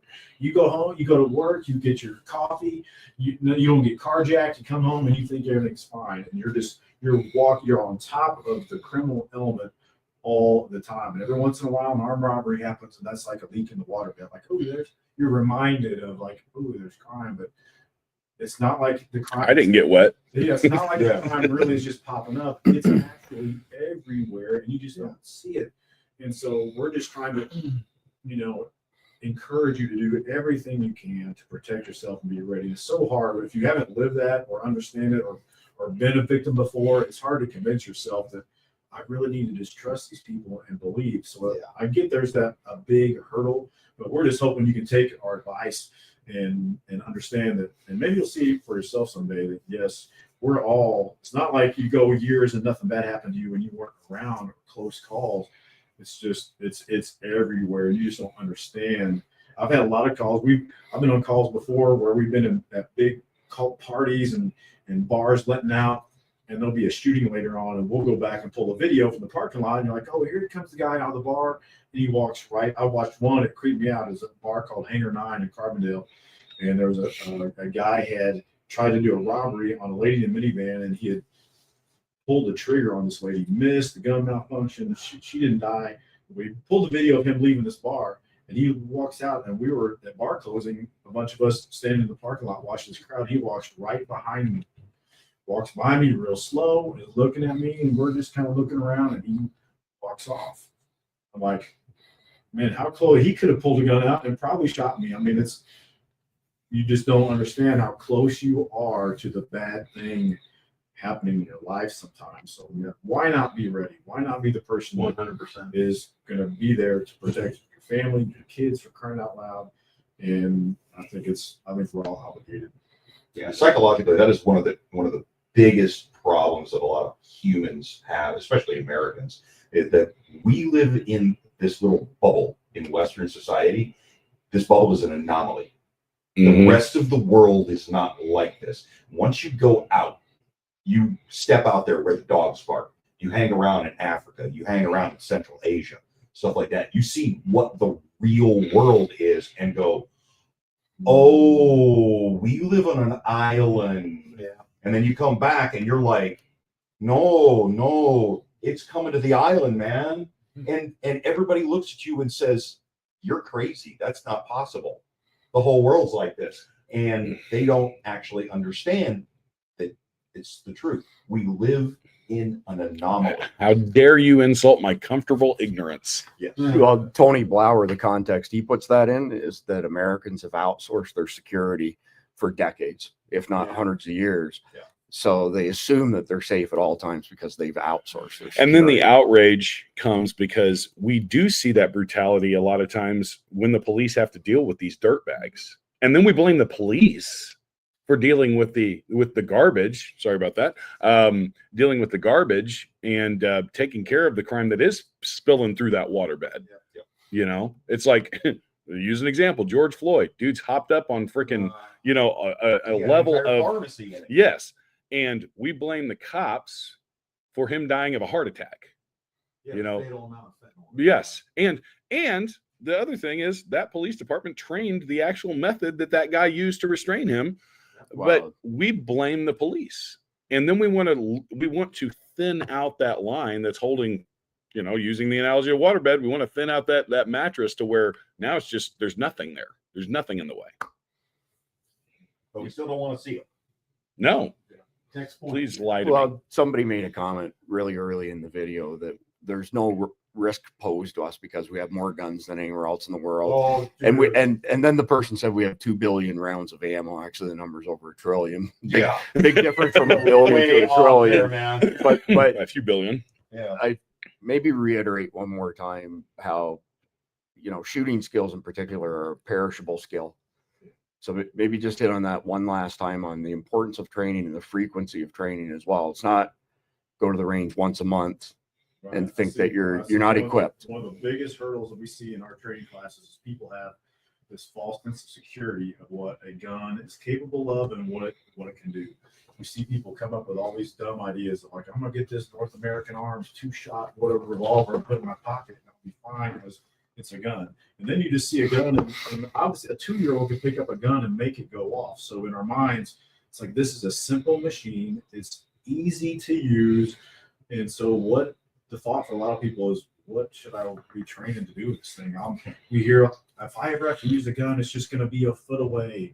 Or, you know, I use a gun because I'm too old to fight, or I can't get in physical fights, so I'm just going to shoot them. And there's all these myths. 90% of our training is just erasing the myths involved, handguns and shooting and ammo, all that kind of stuff.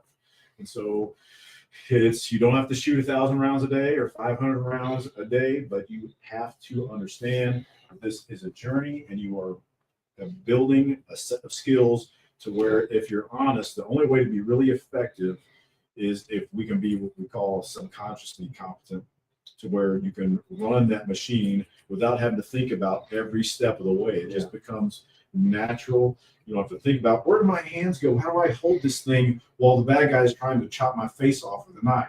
We just want you to deploy that gun to defend yourself without having to think about it.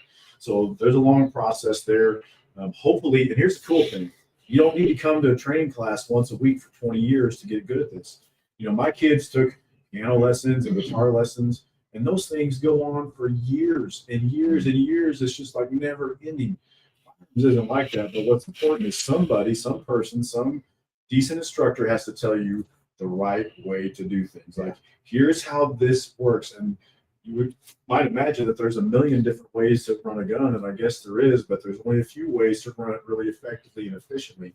But if somebody can get you on the tracks with the right information, you can just shove yourself down the tracks as far as you want to go on your own. You can work on this stuff for free at home, dry fire at the range, as long as somebody gets you started well. Yeah.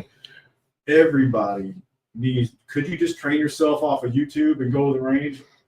There's some people out there, I guess, could do that. But our suggestion is find a professional instructor, have somebody in the beginning of your journey show you how to do this right in the beginning, and then knock yourself out with as much training as you. I'll point this out, and Dave's used this analogy, and I'll add to it. Michael Jordan, Tiger Woods both had training coaches that looked at them and said, hey, you are the best, but this is how you get better. Yes. And that's what an instructor, an in-person instructor, that's the difference.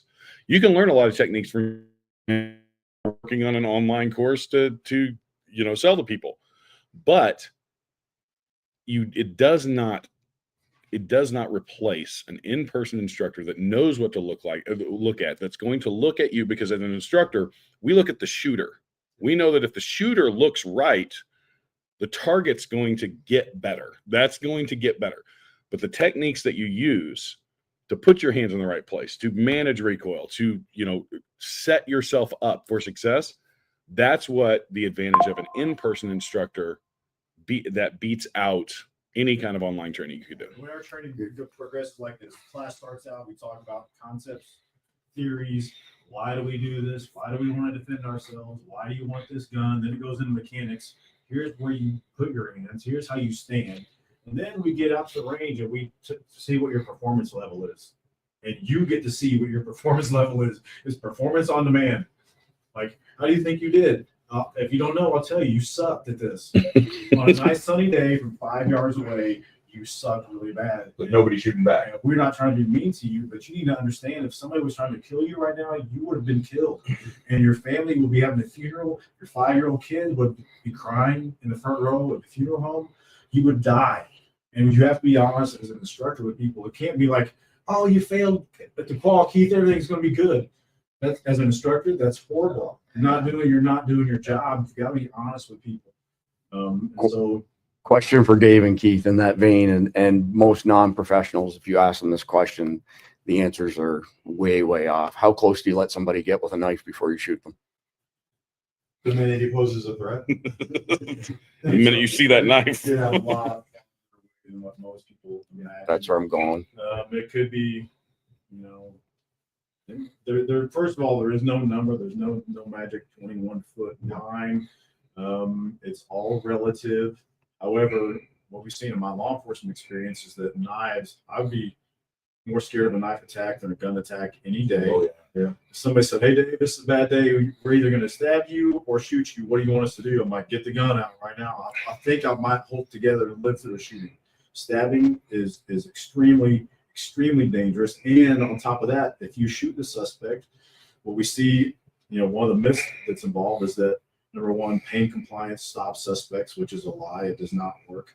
Also, the human body does not usually shut down immediately after a shooting. So there's going to be some time before the human body quits. Even if you knock out the circulatory system, the respiratory or central nervous system, you know, that's how you stop a human, but that still might take 2, 5, 10 seconds. Who knows? You're whatever. getting stabbed. So there is no specific distance.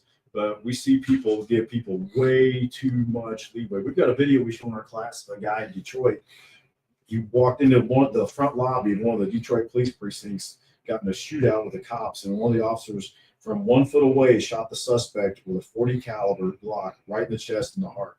And the suspect, who had a sawed-off shotgun, walked around on his feet for 10 more seconds trying to kill more cops. For 10 seconds after getting blasted. So you got to think to yourself, what is this suspect who's threatening me?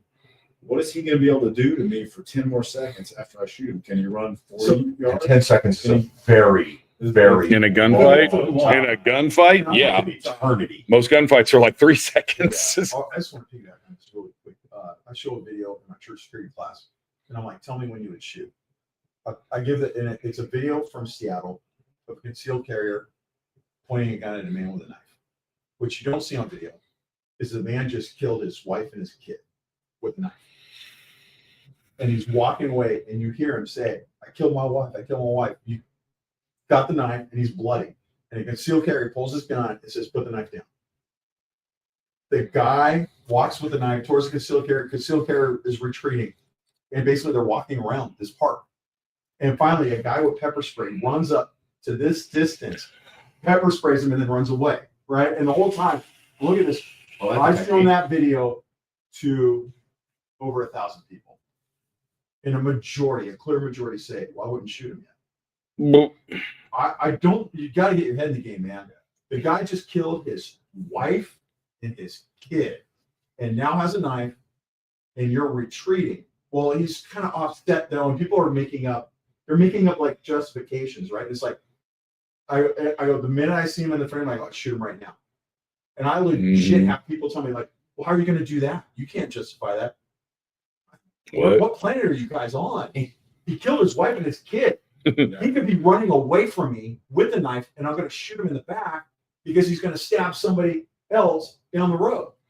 Well, Dave's You know answer, what I mean? Dave's answer, the most interesting one I've ever heard, where he said, I'd rather be stabbed than shot. I haven't heard anybody else say that, but a stat that I don't know, I can't confirm the veracity of it, but it was from a detective in Port Orange, Florida, said that if you get stabbed once, it's a 50-50 shot that you'll survive. If you get stabbed 2 or more times, it drops to something like less than 5% chance of surviving. Might take you a couple days to die of going septic or something like that. But he was telling us a story because they had an undercover cop who was a narc. They had all kinds of support personnel around. He was with this gang that was dealing drugs. They determined that he was a narc. He had a gun on him. He completely froze. And the bad guy had a knife, a pocket knife, where it was like a 2-inch blade. And he stabbed him 38 times and killed him. And the detective showed us the pictures and said, this is what happens when you freeze. And There was here's the other thing about knives. The reason that suspect in Detroit walked around for 10 seconds is his shotgun malfunction. He tried to eject a shell and it got jammed up, and that's why he couldn't shoot any more cops. A knife is not going to malfunction. So, holy smokes, it's one of those weapons. So my wife and I have a friend who's a surgeon, and he used to be the head of surgery actually at Halifax in Daytona Beach, which is the hospital beside the Speedway. You know, when you see the helicopters come in because there's NASCAR crash, it's literally going half a mile to Halifax. He had a guy that Daytona Beach PD brought in, point blank range. They shot him in the forehead, and the bullet went under the skin, over his scalp, and was lodged in the back of his neck. And he's showing me a picture. The guy's got a smile on his face. And Mike, all he had to do was just nick the back of his skull and pulled the 45 slug out. He said the average human skull could be anywhere from 3/8 to 3/4 of an inch. And if it's 3/4 of an inch, the headshot's probably not going to kill them at close range like that from a handgun. One thing I want to bring up earlier was if you get shot, you have a 95% chance of living. Wow. Only 5% of the people that get shot die. Wow. Right. I had a similar incident. I was on a react team for a hostage taking, and while they were negotiating the whole time, I'm thinking like, we just need to go, right? Like I think he's gonna shoot her, and he did. He shot her in the back of the head, and we do a dynamic entry, clear it. We get up to the top of the stairs, and she's in the middle of the stairs, and I was like, hey, cover me. I'm gonna go grab her, and people are like, why? Dude, you got 95% chance of living, and so they covered. We had a little incident at the top of the stairs while I'm dragging her away, and he dies. And the woman, I remember I did a sternal rub on her, and then she reached up and grabbed me. She had been shot in the back of the head with a 380, and the round went between the dirt and the brain, went around, hit the top of the skull up here, and then went straight down through the frontal lobe. So you see entrance here, but you see her like eye was like kind of hanging out and pushed out. And so people were thinking like, well, look, dude, headshot. Dude, 95% chance of living. That's all you got to remember. All right. And dude, I remember I was working on her, and the paramedic came up, and he goes, "Ah, she's dead." And I'm like, and I had an argument with her to the point of, I'm like, "You're fired. You're done." And the cops took the ambulance, and we used paramedics from the fire truck, and we took the AMR ambulance, code 3 to Oakland. With the, it was all bad, right? Because everybody would show up with a cop driving and a cop in the back and a firefighter, paramedic. It's like, what the hell happened? Supervisor's calling later. Oh yeah, You're too late to be what's happening. Well, I told the paramedic, I'm going to arrest you. Get the fuck out of here. You know, and the woman lived. She asked to talk with us, and to be honest, I wasn't really hip on talking to her because, like, you know, just I don't know, it's weird, right? But she came up and she's like, I recognize your voice. I was laying there and I couldn't talk. I couldn't say anything. And you were having an argument with somebody. And I'm like, yeah, the paramedic. And he's like, obviously was like, please listen to the police officer, because she was thinking she was going to die there. Right. Wow. But my whole point of the story though, is she was shot in the head. She looked like she was dead. So my point is, you have an attack at your church, wherever. The only way, they talk about run, hide, fight. No, man, there's fight, fight, fight. If you don't kill this guy right now, most people are going to die. If you don't have a weapon, find a weapon, stab that guy with a pin, do whatever. If you're charging and you get shot, 95%, don't worry about it. Keep going. All right? If it hurts, it hit bone. If it doesn't hurt, it went through tissue. Keep going. Stab that guy with your pin, whatever. You should have brought a gun, right? And then go take care of it. Let's say the 3 people outside your church that are acting weird, let's say they do the attack and they get in and they've shot a bunch of people, and now they're setting up shop like to just continue, because like we talked earlier, they're just going to keep going until they're dead or everybody else is dead. the thought used to be, well, if they're like up on the second floor of the church or in an office and they're, now they've killed 10 people and it's way too dangerous. So we just need to kind of put it out like Columbine style. What we found out is that's the worst thing to do. You have to disrupt before they can really set up and get their defenses set in and do whatever they're planning to do. You've got to get in and disrupt that. And is it dangerous? Yeah, but the outcome is going to be worse if people wait around. The attack, the counterattack from the good guys has got to happen ASAP as possible, as I say. And I'll use an example of a very popular story, Flight 93 and 9/11. Yeah. Those guys fought to take over the plane. Honestly, if they would have seen the plane being taken over and they hadn't waited and they'd have moved right then on them terrorists, that plane probably wouldn't have went down. But they let them get themselves barricaded in the cockpit, and then they had to fight through all of that. Now, should they have went? Yeah, absolutely, because they saved a lot of other lives. They perished. And that's the mindset you have to have is like, I may die, but I may also save some lives. For the greater good. Yes. And people don't want to hear that. The great hot fuzz. Well, because, all right, so we had a nuclear facility in my city. And in that nuclear facility, there was a building that nobody, basically, we will all die before somebody takes that building. And we call it for the greater good. And we all knew it was in the building, and it would be bad. You know where I was at anyways. You know what building I'm talking about. Oh, yeah. And I remember we found there was a suspicious baggage out front of that building, secure nuclear facility, and there's this bag. And I simply asked the guy, they're waiting for a bomb squad. And I asked him, I go, bro, that's in a bad spot. That bag, we need to deal with it correctly. And he's like, yes. And I just looked down and it was their security guy. I'm like, for the greater good, right? Yes. Oh, no, don't tell me you did what you did. Well, the thing is what it comes down to is, it's this secure place. If something bad were to happen, bad things are going to happen. And so it's like, all right, let's figure out what we're going to do because EOD is a long way out. We have to figure out what we're going to do because and now it's like, let's start game plan. We can't go up and grab it because worry about it detonating. Let's start figuring this out. And they actually figured out a way. They figured out a way to look inside the bag without disrupting anything. And we found it doesn't look like there's anything in there. Awesome. Then go pick it up and let's move it and let's go. Right. But there was this whole collective, what do we do? What do we do? If that goes off, a lot of people are going to die. We need to figure this out, right now. I want to posit that same situation in a church. Yeah. Right. You got a church. You got this situation.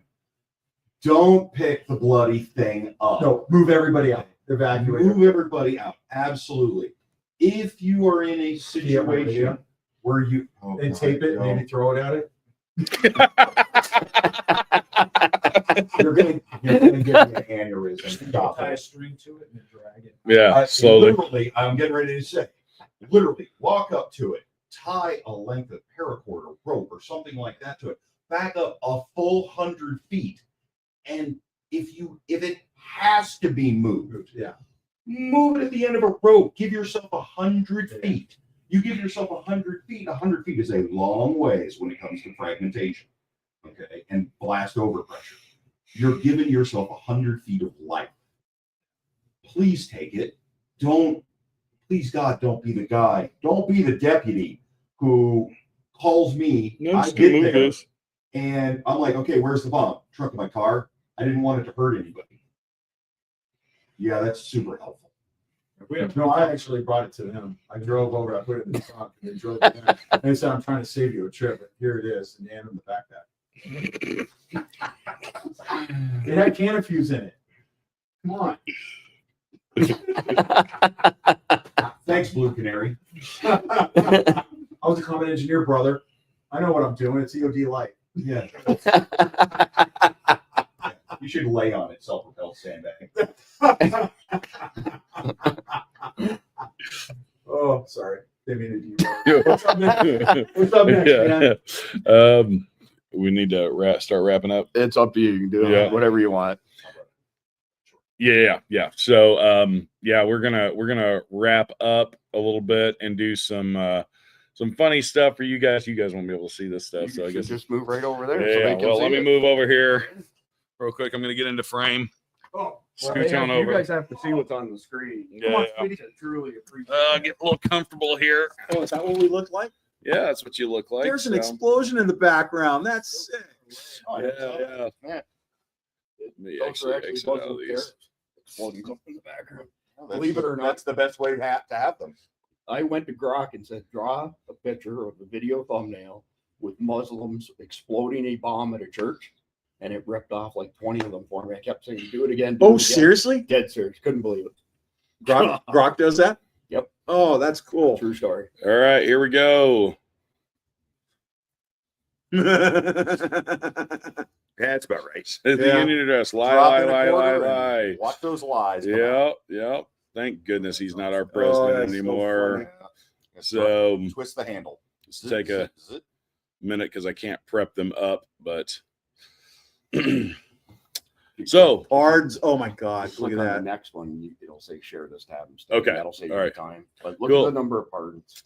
Ronald Reagan 406, George H.W. 77, Bill Clinton 459, George W. Bush 200, Barack Obama 1927, Donald Trump 237, and the winner of the gold medal, including all of the corrupt dirtbags in his administration Wow. and all of these pieces of crap in the bureaucracy, 8,064. That's The insane. 8,064 does not include his family at the last minute and the other couple. So it's people probably tacked close on to, at the end. 8,100 or more. Wow. I grabbed that the day before Trump was sworn You know what I in. think is Yeah. hilarious about that? Finland didn't get one of those. And next, Oh, nice. great. Now I don't have a dick or a job. Oh. All right. Pardon stops federal crimes, but not state crimes. Every conservative state should prosecute Fauci at the state level for crimes against the citizens, and repost this if you agree. I think everybody should repost this, and I hope Yeah. the leader of the pack is Ron DeSantis from your state of Florida, Yep. because he's the most likely to do this. Yeah. He did. He went after him on COVID already. So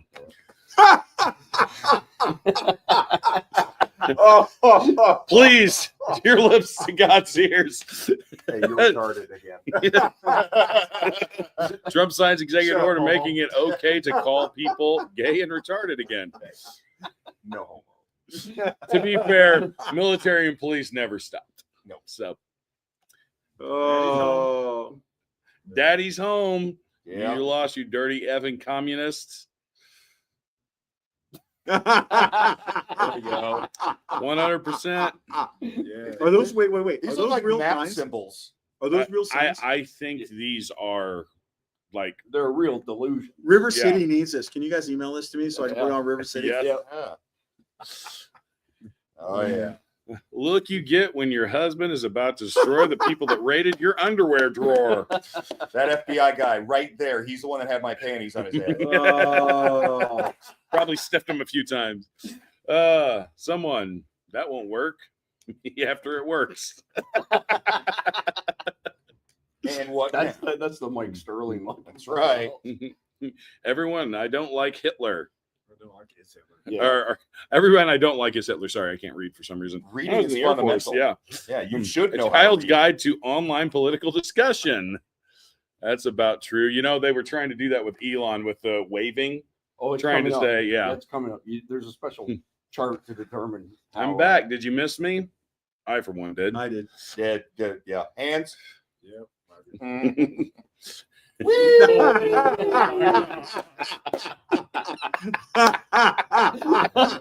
See what I Oh. said? We end us survivors dispatch people this shit every night. Man. We put a smile dude. on people's faces. That's funny. Uh, Oh Yes. yeah. Yes. Yep. That's a so great the fog has been reference. removed from my eyes. Yep. Where's Grima now? Your hands will feel stronger if they know the feeling of your sword. That's right. See, and that's completely wrong. You don't use a catapult for that. You use a trebuchet. Yeah. Oh. Or the deported. Oh. Holding former government officials accountable for election interference and improper disclosure of sensitive government information. That was just passed. That's an executive order. that Trump just did. Wonderful. Now, why did you? Rich is over here wondering what we're laughing at. Yeah. By the Poor way, Cindy, same thing. Watching Yeah. it live on my phone. Are you? hello swamp, or prepare for the draining. That's his picture in every government building now, by the way. Is it really? Yeah. Yeah. Oh, I Official love photo. it. Yeah. Here we go. By the way, I want to point out the most gangster baller thing was signing executive orders in that freaking stadium the other night. That Oh, was yeah. so While taking incredible. questions. Yeah. And Yes. toss his hands out Freaking- into the audience. Like that's so awesome. Yeah. He said my pronouns. I have to live in reality now. By the way, can we ban blue hair? That would be a great executive Well, order. there was a joke executive order that he was banning the blue hair dye because it makes you stupid. And we saw something at the airport last night that I sent you a picture of that was pink hair. Yes, So I yes. think all hair And I think it dyes was a that are- dude acting like a woman. It was absolutely a dude. Yeah. I'm just a dude playing a dude, not looking like a dude. That was a dude. How many, by a show of hands, would be totally fine with this? 100%. Yep. Yeah. Long overdue. The Terrible. fact that she sat on that in that rotunda. Oh, for Now, each this is funny. inauguration. This is funny for us. Yeah. It snowed in the Panhandle and our flight was delayed, but that's what we have in Florida. All right, you So guys. what level of freakouts going on in Florida right now? On the Panhandle, so like Armageddon. All right. So straight up, Florida has had more snow than where I'm at in Idaho. That's insane. I have not shoveled the driveway yet, Wow. and I mean like a foot in NOLA. Yeah, I New mean, Orleans, yeah. 12. Yeah. That's crazy. It is crazy. Yeah, by next week, only small mammals burrowed deep underground will survive. Trump is the first president in 100 years to not have a dog. He's made the Democrat Party his business. Oh, it's yeah. great. Oh. Oh, Oh, It just was wait. even better Wait, than the America. big screen. Here it comes. Oh. You want to see Nancy Pelosi without makeup? Here we go. Oh, that is so horrible to It look seems at. so familiar from somewhere. I just Yeah. Wait, I can't put after my a finger church episode. Yeah, right. She looks better. If the shot was safe and effective, why does Fauci need a pardon? That is the question of the day. Yep. That's a great. I support Yeah. American oil on American soil, 100%. Drill, baby, drill. I have a dream that I can steal your meme. that had some context with Obama. I can't remember right now. That's just a badass. And here we go. Yes. Yes.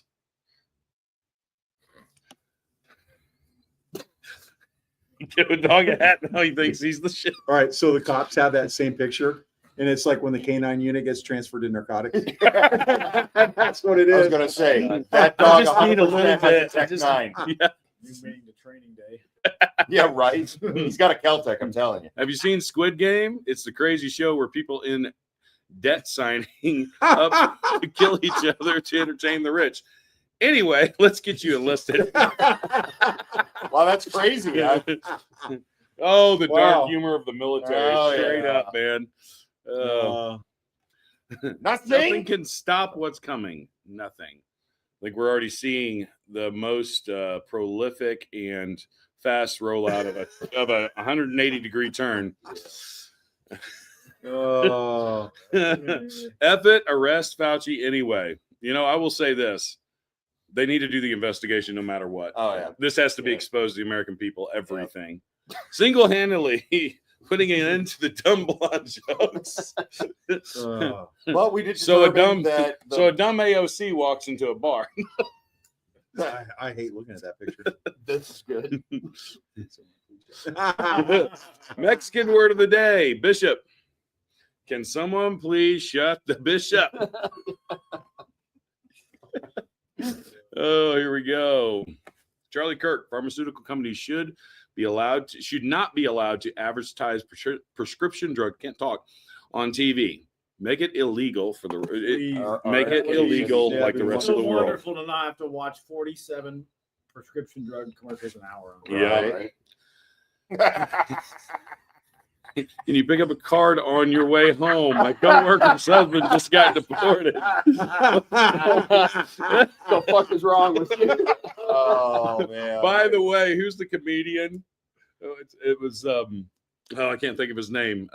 Really famous comedian. He put a video out that was like how I talked to my friend who just got deported. He's like, "Oh, that stinks, man. Bye."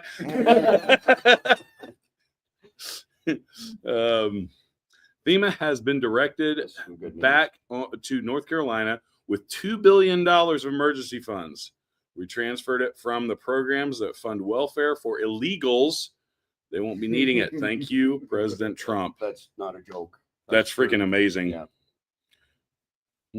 Liberal. See Donald Trump. Right in front of my freedom chicken. Yeah.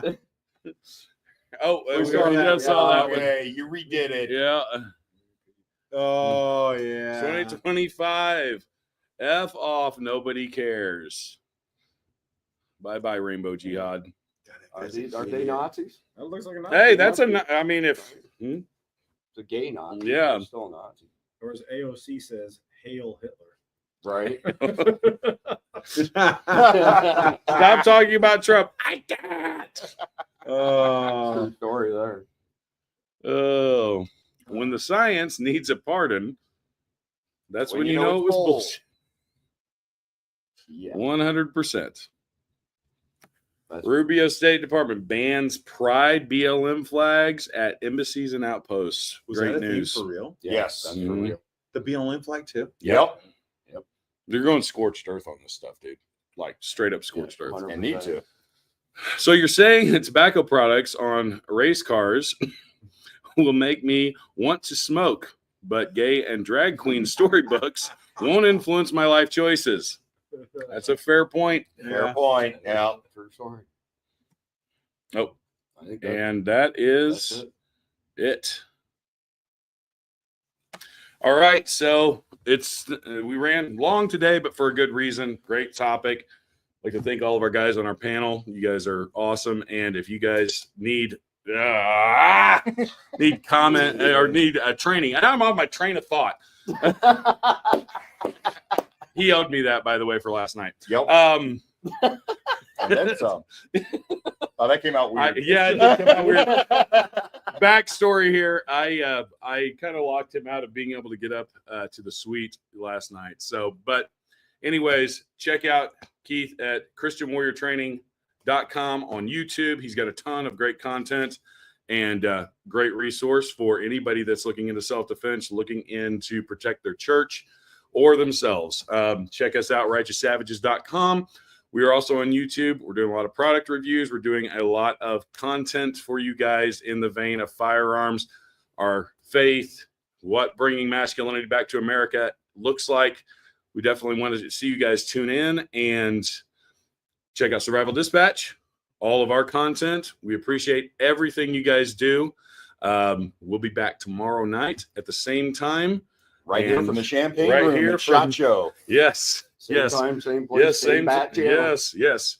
So until then, like, share, subscribe, and God bless America. And watch this badass video. It's a repeat, but it's a really good one. When you end Watch till the end. As Yeah. they say. you're gonna like this one. This is the most requested.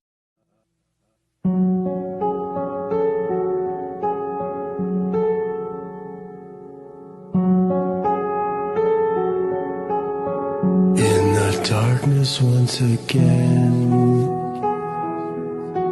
unearthly violence with no end.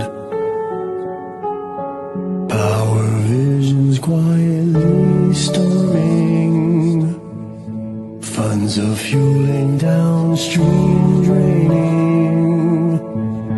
Our visions know was put on hold.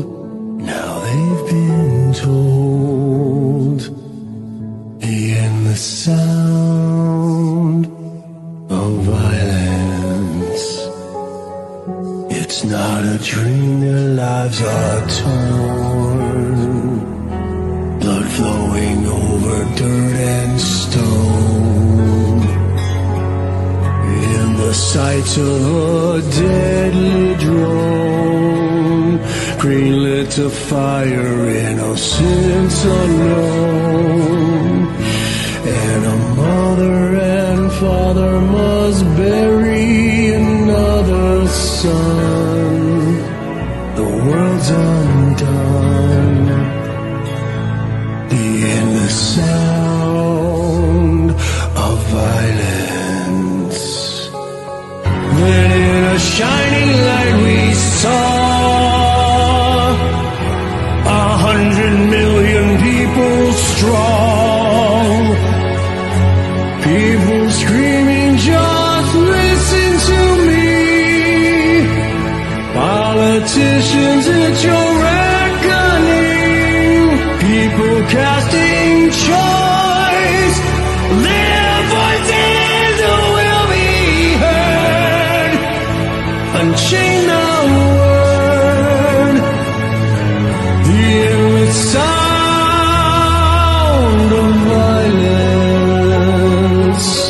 Bringing the hope that we all know. Let the fear train, let it go. Hearing the words, he will fight for you. Holding hands out, he will pull you through. Heed the words, this warning will ring in hell. The sending the sound of violence. Standing tall, our fists are raised. The Lord God, he has saved. And your faith restored.